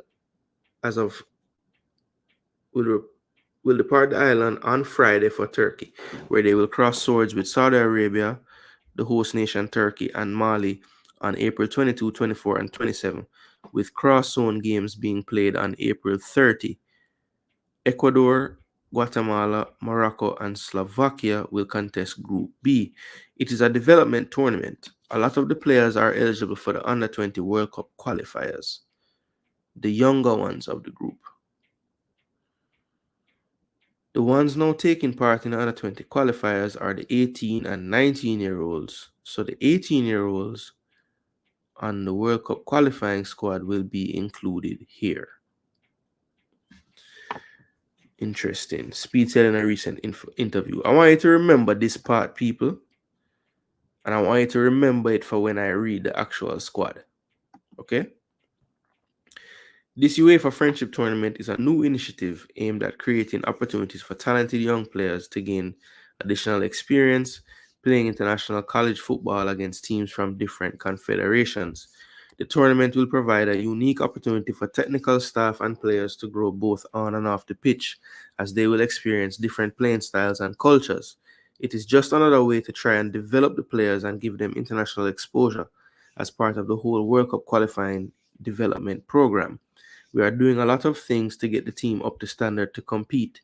Even if some of these guys don't make it into the qualifying squad, the exposure will be good for them, Speed noted. So, as I said before, people, I'm about to read the squad, but this quote here was kind of strange to me, because this quote led me to believe that some of the players on this squad to Turkey would have been those that were the youngest ones on the squad that just went to St. Kitts. But when I read this squad, you can correct me if I'm wrong, but I only saw one player in this squad that actually was on the under-20 team. All right, so this is the delegation, people. The players: Jordan McDowell from Portmore, Javin Williams from Reno. Good to see him in it. A player that I think has gotten a raw deal with these teams personally. Kingston Football Academy, Reno, and Manning's player. Tawayne Lynch, Mount Pleasant. Of course, he had a very, very outstanding display. Oh, sorry, I see another one, people, that I forgot about. Dustin Cohen, so it's two. Tawayne Lynch, Mount Pleasant, very good in the under-20 qualifiers recently. One that I think should be in the upcoming one as well. O'Neill Headley, Chapelton Maroon. Dustin Cohen, Vere United. J. Lloyd Smith, Cavalier FC, also Stats. Daniel Clark, unattached. Nashan Bolt Barrett, Arnett Gardens, who I don't believe has played any minutes in the JPL. But anyone who is here, JPL fan, if you're still here, you can let me know. Justin McPherson, unattached. But we always have some baller we play for this side. I need to know who is the president for unattached. Nashardo Gibbs, Real Mona, and Kingston Football Academy. Dylan John, big side, unattached again. Rain Watson, I believe that is the player that played under 17 for us, if I'm not mistaken, and scored a few goals. Chapelton Maroon, I think he's a Glenmore striker. Somebody let me know if I'm right about that. I think I am. Matthew Ellis, Cavalier FC. Jason White, Humble Lion, also Glenmure. Ron Webb, FC Manchester. So that must be a tier 2 side. DeAndre Gallimore, Chapelton Maroon. Or maybe not even tier 2, maybe third tier. FC Manchester. Alex James, Real Mona. Wow, 2 Real Mona. My club, that's people. Uptown. Dante Escaffrey, Petersfield FC. Odain Wilberforce, Cavalier FC. And Keani Jackson, Cavalier FC. So I know Keani Jackson has gotten some minutes in the Prem this season. Maybe not a lot, but I know he's played. I've seen his name and I've seen them when they play. I've seen him playing. So that's good that he's on there. But yeah, what do you think of this squad, people? I mean, I'm not going to act like I'm the greatest aficionado for the youth football in local Jamaica because obviously I'm not there. But I have a decent understanding and a decent wealth of knowledge of some of the players. I am just surprised that of all the players that are in that under 20, if some of these players are the 18-year-olds or the younger ones, where are they? Are all the players 19 already? The Ronaldo Barretts of the world, the Adrian Reeds of the world, or is it that is it that I don't understand. Yeah, let me know, people. Some of these names I was surprised because some of them have just come out of nowhere. Yeah, I don't know. I mean, obviously they haven't come out of nowhere. I don't know them, but most of these names I'm not really familiar with, mainly because we've had a pool of players that we've seen going to training camps, and I don't remember a lot of these names being on any of those. But the fact that they are a younger set, maybe that's why they were just not really old enough to make this big crap of the U20. But this is the staff, people. Lenworth Hyde, really happy about him coaching. Obviously, in the perfect world, we'd have Jerome Waite and Hyde going, but of course, Waite has his duties with Tivoli that's coming up. Rudolph Astin, assistant coach, as well. So I guess he's officially retired now.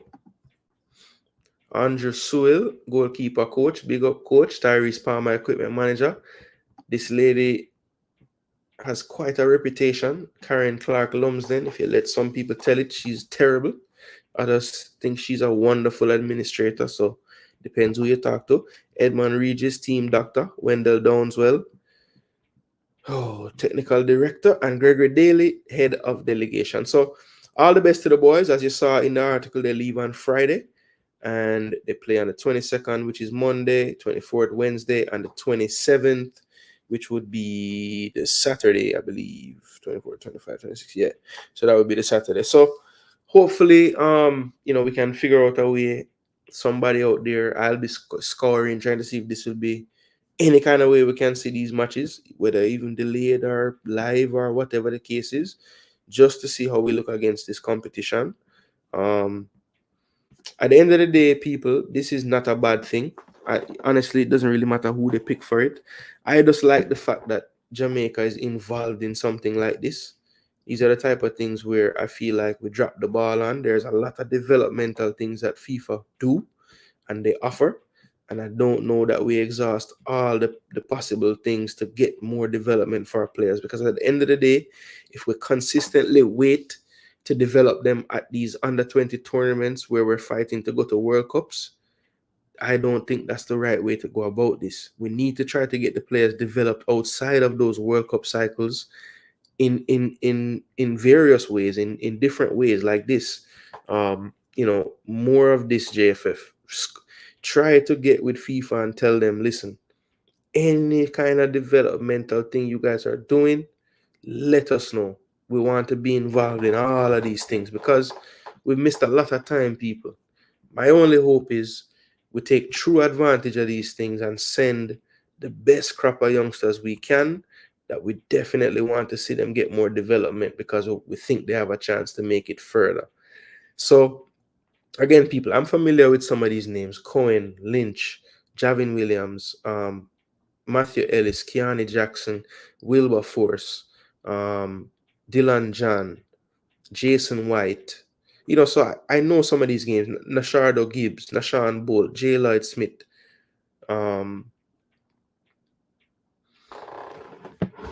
Yeah. So I know some of these names, but I think honestly, one thing that should be applauded is that they're making an effort to send these kids somewhere. So, you know, what about Lado?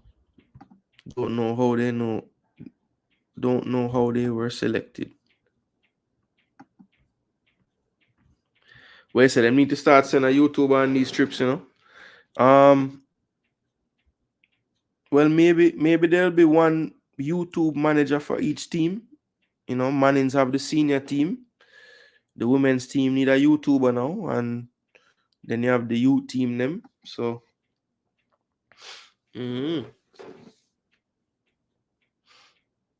maybe I don't know. I don't want to suggest who they should get, but Duckland Stennett, if I want thing Jamaica no short a YouTuber, you know. Enough of them they about the place, brother. Them a pop up. Yeah, man, and big up to all of the YouTuber them putting out content, because the way me see it, there's space for all of it. All of we gonna have a different style and different ways of doing things, and you know, everybody, you know, people are gonna like what them like, and the way me see it, as far as I can see, most of the people in it are in it because they love it and them just want to see it improve, and them just feel like they can maybe play a part in doing that. I don't think that's every single one. I do believe that some people just do it because they maybe see an opportunity to, you know, earn a few extra shillings or whatever. But and hey, that's up. That's if you want to do that, that's up to you. I mean, you know, nothing wrong with extra streams of income, you know. But yeah, my hope is that the people just put in the time and effort, because I think it's blatantly obvious when sometimes you watch these programs and like the people don't really.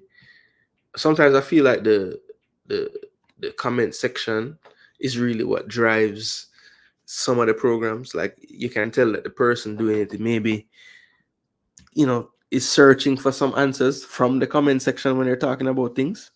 Um, you know, that's why sometimes when I go off on a point, you may see me move away from the comment section, because I don't want to even get any. I don't want to be swayed in any way when I'm having a thought or I want to express my thought. I don't want it to be clouded by anything that I'm reading. So I'll just stay on a different screen for a second or just close it and so I can't see it. But I'll always go back and talk to the chat. So, of course, it's a lot easier right now because obviously the viewership is nowhere near what it will be sometime in the future. But I will always run the show that way, where there'll be moments when maybe I'm not talking to the chat because I want to get my point across unfiltered. Man, them need to work together, everyone chasing the same group of people.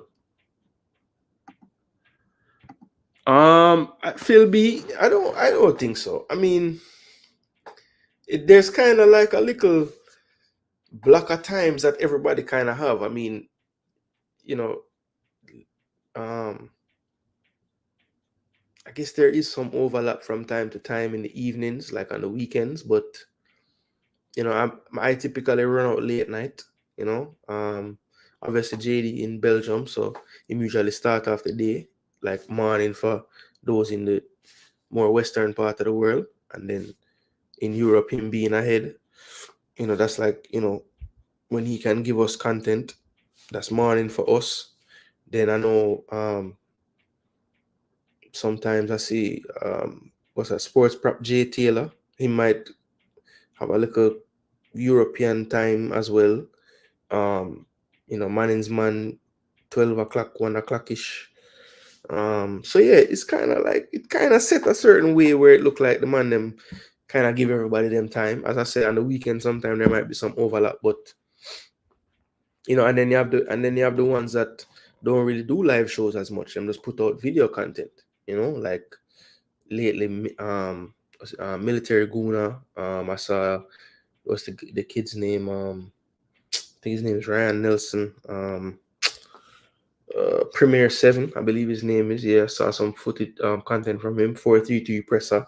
sometimes live, but mainly does his videos and stuff. So, everybody doing their own thing, Phil B. I don't. But one thing I will tell you, Phil B. I hear sometimes this thing about we need to just be working together on one voice and one this. I don't believe that that's really what we should do for YouTube. Like everybody need to have them own stances and own takes and own, like I do agree that since a lot of the fan base is the same people watching the shows, maybe there could be a little more coordination with the times and stuff. But other than that, like, me don't want you to come here and expect to hear what you heard and so and so. Everybody should have them own space and them own place. So when you come to Jason Gooner channel, say, yeah, get Jason Gooner version of the events.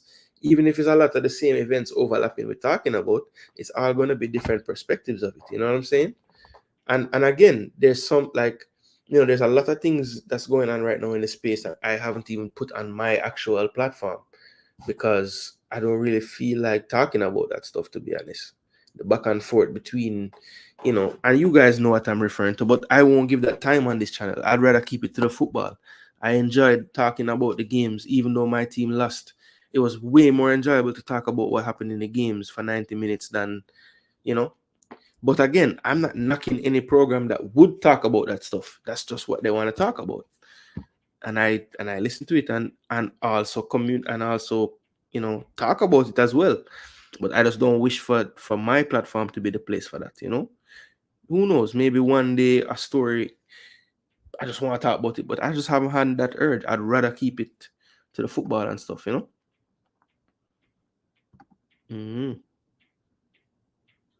Yeah, that Phil B, that is the thing. Like, I could just run out tonight and put in the title, the player that's been plastered all over the place. Because, and really and truly, it's not even about the player. It's about the two big men them who fighting, So, what is this? Around 75,000 between the two men them? Like, when are they going to get tired of it? When they're tired, obviously them not rate them one another. Obviously them are going to throw a word on one another. Them don't like one another. So anytime there's a storyline that pit them against each other, one of them are going to antagonize and the other one are going to come defend himself. We've seen this play out so many times already. It's the same thing.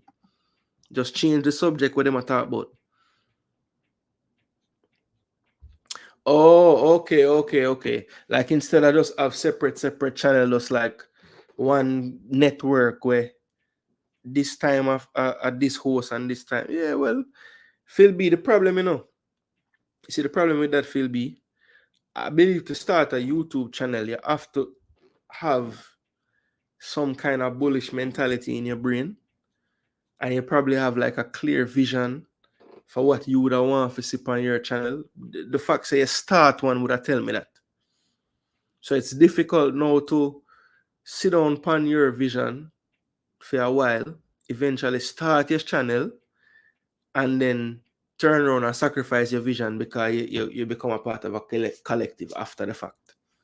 That's the problem, Phil B. You have to think about it that way. People are trying to grow for them brand, And the minute you take from your brand now and you try, form this new brand with some other people, it changed what the brand where you would have in mind. It's gonna change, and that's the problem. But I understand the frustration of the repetitive and been tired of it. One thing I will say is once Jamaican start talking about European football, I'm gone. Okay. So Phil B, why you not like when Jamaicans talk about European football? Because that simply mean you only come back when we start talk about this under 18 team, yeah. Because we talk about European football for the first 90 minutes, I'm gonna see a comment one time. So it's what kind of notification you get. Your notification only come on when the conversation gone to Jamaica national teams and thing. I don't know your computer set away that, but still.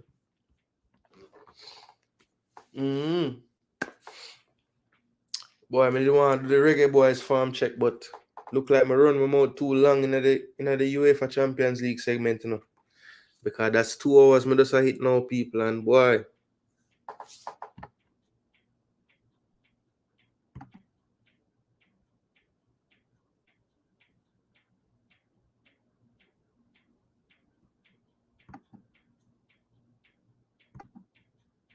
Come on, Gooner, you know not. Oh, okay. Like overall. I got you.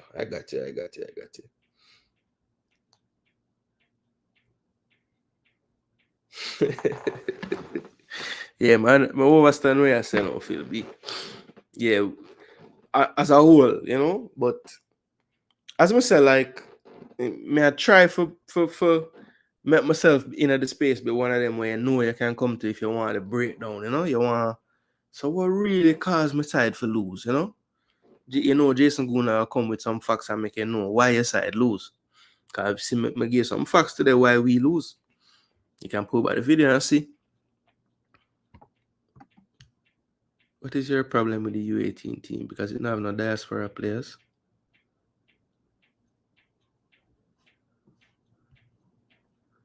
No, but where him say him have a problem with it? Through him asks, don't know how they were selected.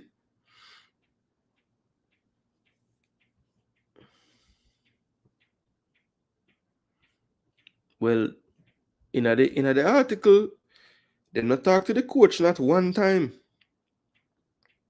Speed noted.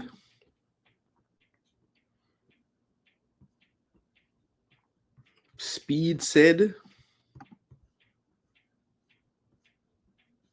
Okay, man, Speed alone. Can't hear from Hyde. Definitely not hear from Downswell. Because him down at Travis place just a cock up him foot every day. I don't know where Downswell do. Definitely a coach where you have to respect because I'm doing thing back in the day and take we go out some youth World Cup and thing. But brother, nobody can't tell me say this man just earn a living for this. I don't know what him do, brother. For years, me ask people what him actually do. Spurs fan for EPL, but everyone buys towards their own team, but have a channel. Celine B is the best for worldwide known. Yeah. That is, I mean, that's the part that I think that some Jamaican YouTube, well, not YouTube, but some Jamaican fans, them get triggered very easily when a Jamaican YouTuber like critique Jamaican ballers. And it's like, I don't understand how they expect somebody with a channel. Because my understanding of some people, their YouTube persona is to just be a fan. So they're fanatics. Them come and them tell you, you know, them give you 1,000 excuse for why them team never win. And, you know, it's another thing to have a channel and say, I want to analyze the football and then tell you what I saw. Because if you're going to do that, you must be okay with maybe players not liking you or administrators not liking you. And sometimes the fanatics of whatever players and teams you're talking about not liking you either. So you have to make sure that you're okay with that. Because if you're not, you know, you'll be seen through eventually. If you're touting yourself as someone analyzing the game, and it's clear that you can't talk truth about certain players, it's gonna be obvious. Everybody will see through that. A man that really watches football would never compare Bailey to soccer ever. Yeah, look, the only thing you can compare them by is where their name would be on a team sheet. I think that's where the comparison would end, personally. Downswell is in Kingston. The problem is because he's from Westfield and not from Kingston. That's the problem. Travis, I don't care where people come from, you know, Travis. I don't care. You always think I'm one of these that, you know, me not have time for the local man, them and a beer foreign man, more than anything. I'm not that way, Travis. I've always said, let it just be the best players. If it's 23 best from me not care where on the island, put them in the team. If it's 23 and the whole of them born outside Jamaica, put them in the team. I don't care. At the end of the day, they're going to put on the jersey. It's going to have Jamaica flag on it. It's going to have JFF on it. It's going to have them number on the back. And maybe them name. I'm going to cheer because I'm a wear Jamaica jersey. And when them win, it not going to say overseas only contingent beat so-and-so. It going to say Jamaica beat so-and-so. It done there so. So it not have nothing to do. Like, maybe I talk to the people them why them not like Downswell, because he's not a Kingstonian. Maybe that's why you're saying that. Maybe. But me can tell you, if a man a do him job, me no business where him reach from for do the job. Just do the job. And from what me know Travis, my knowledge of the inner workings of the thing, because not just people who live in Jamaica can know about things, you know. You see who my father is, so you know me can get information. And me was a footballer. We try play for JFF and Jamaica. And when me I go through that time there, Downswell was coaching then. So I see the man in a training, him train me. He was leading a session that I was playing in. And may I tell you, for a national training, I thought it was very remedial what we were doing. That's all I will say. I can't lie though. From going to yard the other day, we have to just come to the conclusion we need homegrown average man. I asked and he said, "We want locals in the team rather lose." Yeah, Phil B, it's a thing. It's a thing. And I would say I've helped some of my people that I talk to. I've helped them to why they should get out of this mindset of like, I can't relate to the man them when I live here or not grow here.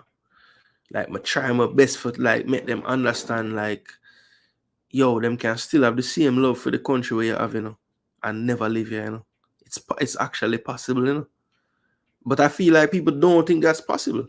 Like even I was watching the interview last night. Big up Ryan, Elite Sports. He was interviewing McCallum, the former Waterhouse, Wadada keeper, Cornwall College keeper, Jamaica national. And the man literally said, "Where you feel be?" The man said, "I'd rather have some local man where I lose every game and no say, we can feel pride." And I'm like, what? So why you can't feel pride if you know say somebody have the Jamaican blood in them from like in them family? Why you can't feel the same pride for that player there? Just because him don't sound like you in the interview, or like it's just very shallow to me. Like it, and to McCallum's credit, after hearing some people calling and at first he was saying, boy, because Ryan asked him say, if it was your kid, how it started, him say him tired of the what left from England coming. And that's a narrative I always hear. And so Ryan said, no, what if your son or daughter born in America and them want to play for Jamaica? Where you gonna tell them? He gonna tell them first. He said he would tell them not to do it because them are Jamaican. Then after a few phone calls now and him kind of hear an next perspective now, him finally say, boy, if a film son or daughter, him not go do that. And him not go like when people are call them name. So then him basically I tell we say, him know way must say wrong. Because him wouldn't do that to him when a picnic. So one more proof than that you need people. Say it wrong for I think that way there. A man where forward on a show with one mindset. Hear some different man attack and kind of pre it differently. And him losing it to say, but if I might pick them, I would have okay with it and I wouldn't want nobody give them a hard time. Then that just show you say that are the way then. Because if you treat people how you treat your blood, that are the way if you deal with people. What you do for your picnic them, you want to do that for a stranger too. Or treat them accordingly. How you bring up the man's salary? How him get paid? So what you mean how him get paid? I know that FIFA pay him. I know it's not JFF paying him. I know that. But at the end of the day, just because we now foot the bill feet, no mean we not expect more. Travis, if you are pleased with what the technical director has done in his tenure, then you can say that. I don't think so. I think he could have done a lot more.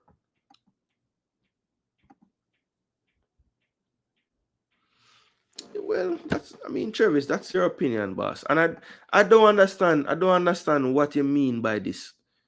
Why am I bring up him salary? Me nah look. A man have a right for earn a living, Travis. But at the same time, a man need for show me what him do for earn a living there. You can't tell me say the man have a work, and every time I ask about him, the only thing a man can tell me say is 2011 the man take team go a World Cup. So yeah, I mean, if you tell me say from now until forever, him can just say that. So Wenger and a legend of Arsenal I will run him. Travis, and also football work. You can't get lifetime tenureship. I don't like you teach in a university. It's different, brother. Football is a rapidly changing thing.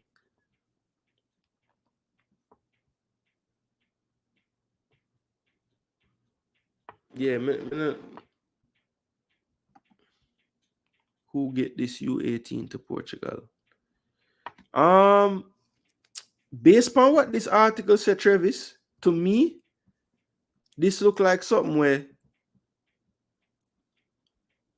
the technical committee and the JFF them I don't know if it was an invitation type thing or them research and find out about it. The fact say they in Europe, I have a good mind say, you know, the development man Wall would have something to do with finding this tournament or knowing about it. And the fact say Mayor Speed talked lately about wanting to, you know, have the pipeline be more, you know, develop that pipeline better. It all sound like, you know, the things that him and Wall were discussing in terms of his role as the development and scouting man. So I don't know for sure, Travis, but I will try to get that detailed information as to how them get this. Who get to FIFA for Jamaica to have? So based on your line of questioning, it's like you want to tell me, say, Downs will get this done. God, most Downs will credit you try bring on the table. That's why you asked that way there. If you know them get it, tell me then, Travis, before I go find out if you know. You don't think that is possible. Why would a man from another country born and raised love a country more than a man? No, but it is possible. It is possible. I am living proof. A USA me born, you know? And I had no aspiration to play for USA. Never. Even if them didn't want me to play for them. You know, some man say, if you had the choice between where you're born and another place, you're not going to choose a place there. No, me know USA and England different. But now say if me did born in England, would have stayed so too.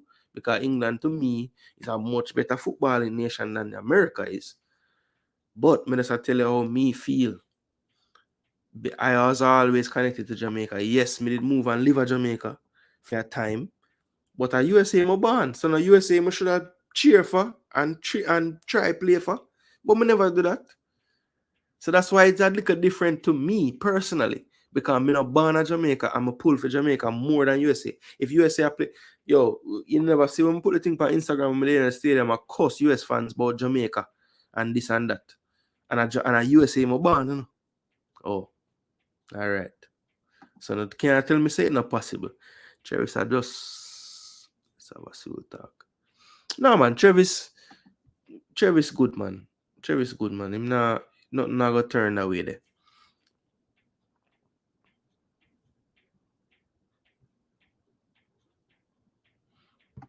My question is to the people who think that you're a person born, seems to think the overseas born is a Jamaican. I say if a goat born around pig. DJ Gigs, I feel like I see you ask a same question here before with them, so I talk about it. It always make me laugh, brother. Need to leave ages now. Thank you. Thank you. Nothing against the legendary boss, but just there must be another technical director that could take over. Must be a younger one that is more in tune with how football is right now. All right, Travis, respect. Me do my research. When Vid Blaine was the TD, You all have these concerns? Yes, I did. For the life of me, I never understood why. If we always go out and hire overseas coach, why the backside we not have an overseas technical director too? Him now oversee everything where every coach do.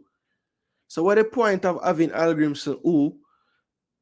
All right, answer me this, Travis. When they come on to the national senior team, what is Wendell Downswell role? Him have a role with that team? Answer me that.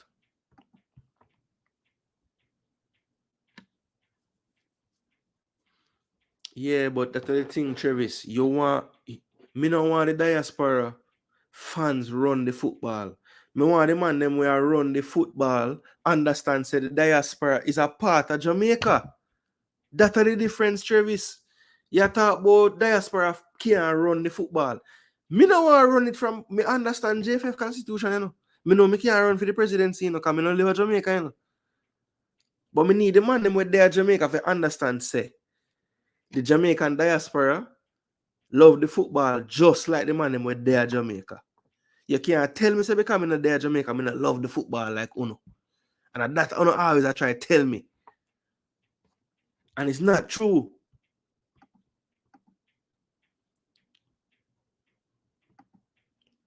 Well, no, I have nothing to do with Portugal. All right, sir.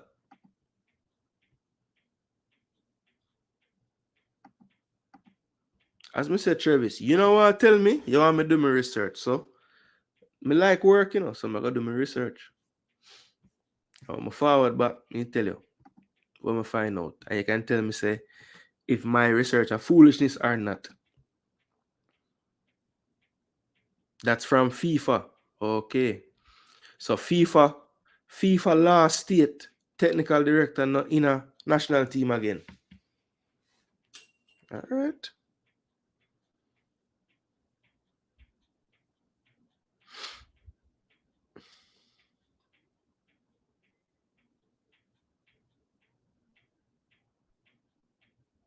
No wrong.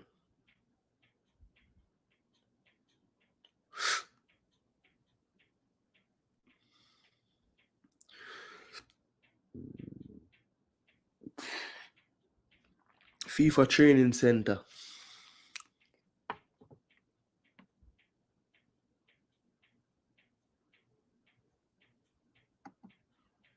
What about town people? What them do? Or them set it up, you mean? Or them do the Portugal song?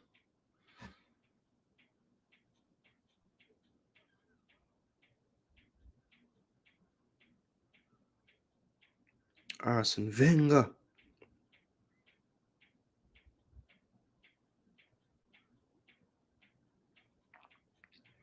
Alright, so I look on something, people.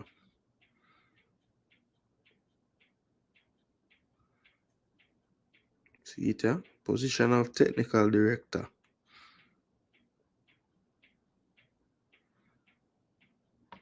Governance.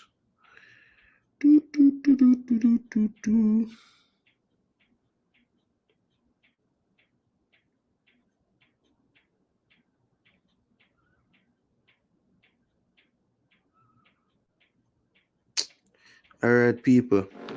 Travis just give me a great idea.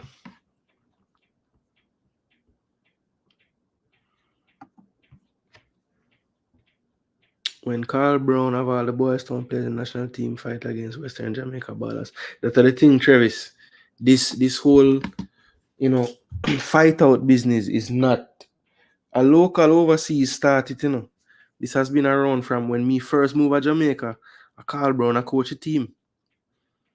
So me I watch Jamaica from T-Got, Twinny Bug, Roderick Reed, Hector Wright, Tati Brown, the whole of them. Them man them me I watch. Peter Cargill, Boopy, Wild Boy Lawrence, them ball of them. From remember, I think the first time I really go, I think it was like a Shell Cup. You know, like more I say like 92. I think we play like Martinique or something like that. I think we did get upset. Remember that, man.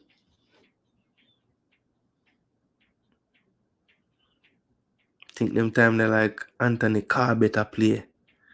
And them Monday. So I know. Plug in my thing.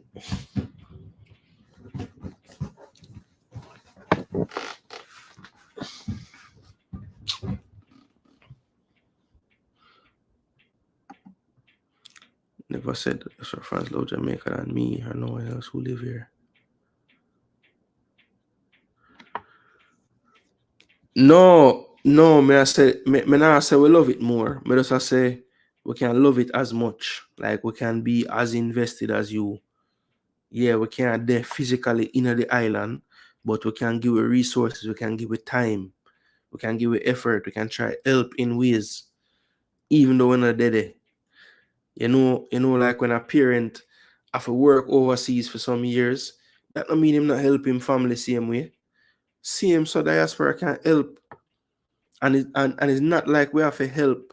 Because the way I understand it, Travis, is like you feel like because people outside the country help, them expect something in return, being like, because I hear you say it enough, you know, people just give things because they want them family get something.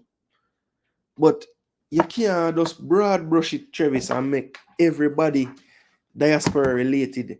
Means that them just do things for try get them cousin in the Jamaica team or try do this. Yeah, that situation might happen with a few people or one or a few times. But that don't mean say everybody I do that. You know?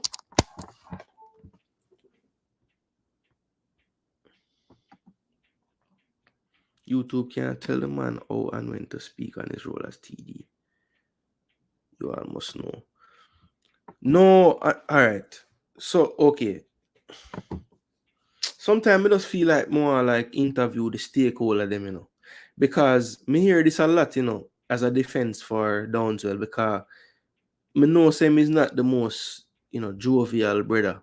Me know that just from being in some training session with him as the coach. Him not to have so much words for people, you know. So it's not somebody who would have sit down and come talk and run to joke. Yeah, him not have the personality left, at least from what me see. Maybe him open up to people him know, you know. But who him talk to? Who him talk like him? So him not fi talk to nobody. Him not fi talk to no media, no nothing. Cause me not say him have to come on YouTube, come do it, you know. But why me can't read nothing? Why me can't see him on Center Circle TVJ? Why me can't see him on any program? Me can't see the man, no way. If me not live at Westmoreland, me can't see him. Or me not live at town. Since you say him live at town. So if you move from Jamaica, you don't love Jamaica. I saw them go on, brother. It's facts I in. Yeah, man, me too. Yeah, but Travis, that are the thing, like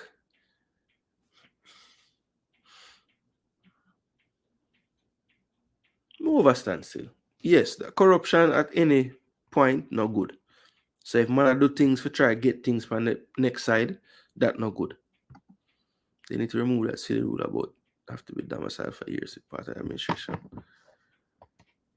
Thank you, Docklands. Thank you. Them for stop take my money when me send it then because I'm in a domicile over there. Facts.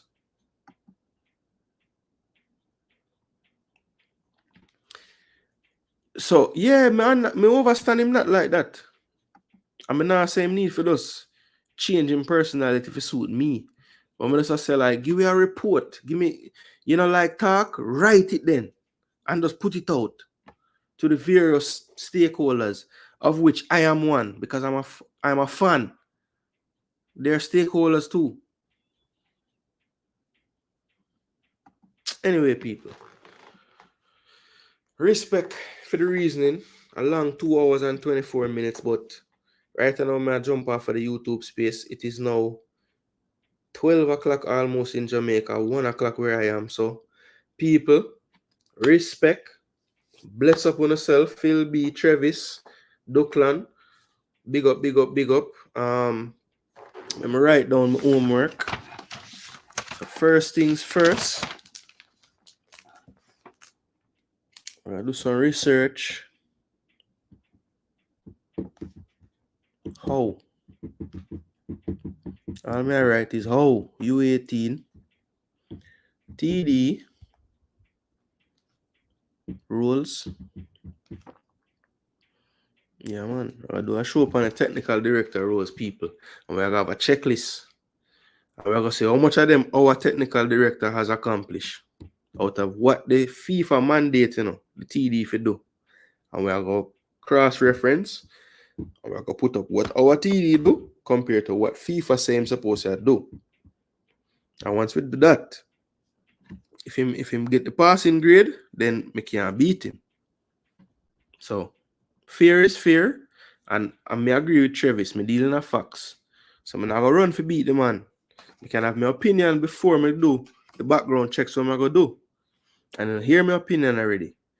But me put my hands up if when we go through and we look upon what him supposed to do, and we can put some tangible evidence that him doing it.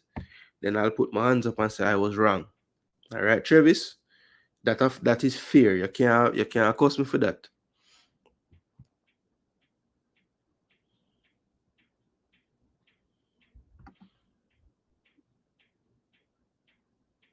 The former player on national team, minerate no time. I'm not talking BB. Okay, the next one. All right.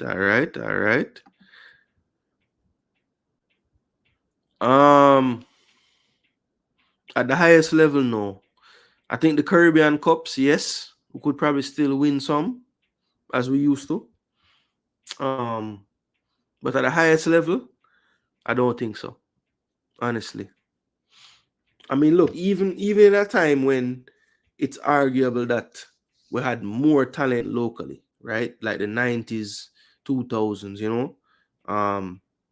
that qualifying campaign, without the addition of those 4 or 5 overseas professionals, we weren't making that World Cup, I think one of the main things that made that team obviously so renowned and revered, obviously for one, we made it to the World Cup, but for two, a large nucleus of it was local talent. And I think that picture of that team is embedded in some Jamaica fans' brain to the point where they think that the best nuclear or the best mixing of team is something similar to that makeup. 16, 17 man, and then we'll find 6, 7 man or 3, 4 man. Where I don't think they should just get that out of their brain and say, let's pick 23 great players. That is where I hope we can reach one day, where it don't even matter. It's not even a thought. We just have a pool of players that we all love, and we can pick 23 of them, and we can cuss and say, boy, this man, should I make it feel like a man? But it's not because we needed one more local man than this. No. We don't even need to be a thought, man. The whole of them from them have passport papers, them are Jamaican. Even if them are say in it, when them are do them interview, them still a Jamaican. What my family sending me money from England, USA, and Canada to do with Jamaica. Everything, because it help with the economy in Jamaica. If more money getting sent, more money is being spent. So I mean, me don't have to break down economics to you, Travis. You're a big man, I think you don't understand.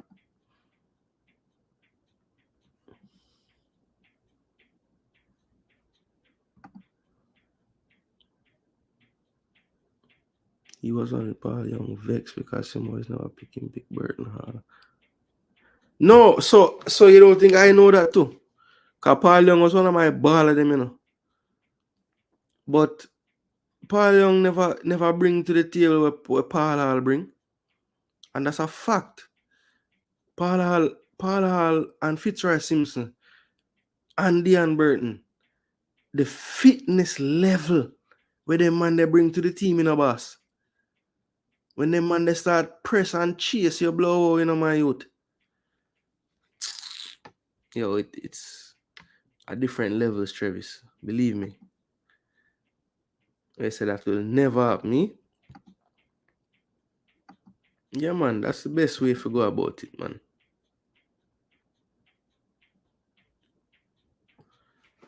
No, but may I say okay, yes, the part about spending money and economics and all that, it's not football related. But the reason why it can tie into it, Travis, is because the same way we are look upon, maximizing resources, because when you're there in Jamaica and things get a little hard, and say you have two family somewhere, call them and tell them, say, yo, I need a strength, because this a reach me and nothing not to go on over your son. So why we can't do that with the football team? Boy, we right back them now go look too right and now. We need to find some right back, say me know a brother we playing at this league, and him father, me and him father go high school. Me know say my yard man and did it. What's wrong with that? Not the same thing. Best available senior title problem, but you would have to have local. Yeah, now Travis, this is something where we can have a debate and actually feel like, okay, it's a debate where we can have. The U21, me kind of lean towards like white have development still, because if you really are trying to make it in a football nowadays, by 18 it's supposed to be professional. So that simply means the pool of players that we can draw upon increase, because people are go pro younger. But guess what? The people that are go pro younger, guess which part of them they, Travis? They're not there Jamaica, because we have them play it's a schoolboy football. You understand me? So it's a little different. That's why I say the U20, I'm not so sure. Now the U17 now, U14, U15, that makes sense. That makes sense. U20, I think the debate can still be hard though, Travis. Honestly. But yo, them thing I can go on all night, I try to say goodbye for the last 5 minutes. So big up on yourself, people. Once again, I just want to say respect to all the people that did check in. I know say, yo, channel, obviously, we take our time grow. But we're still thankful. We give thanks. Almost reached to the 600 subs. Remember, we are trying to reach to the 1,000. You don't know, but I try to put out more content more frequently.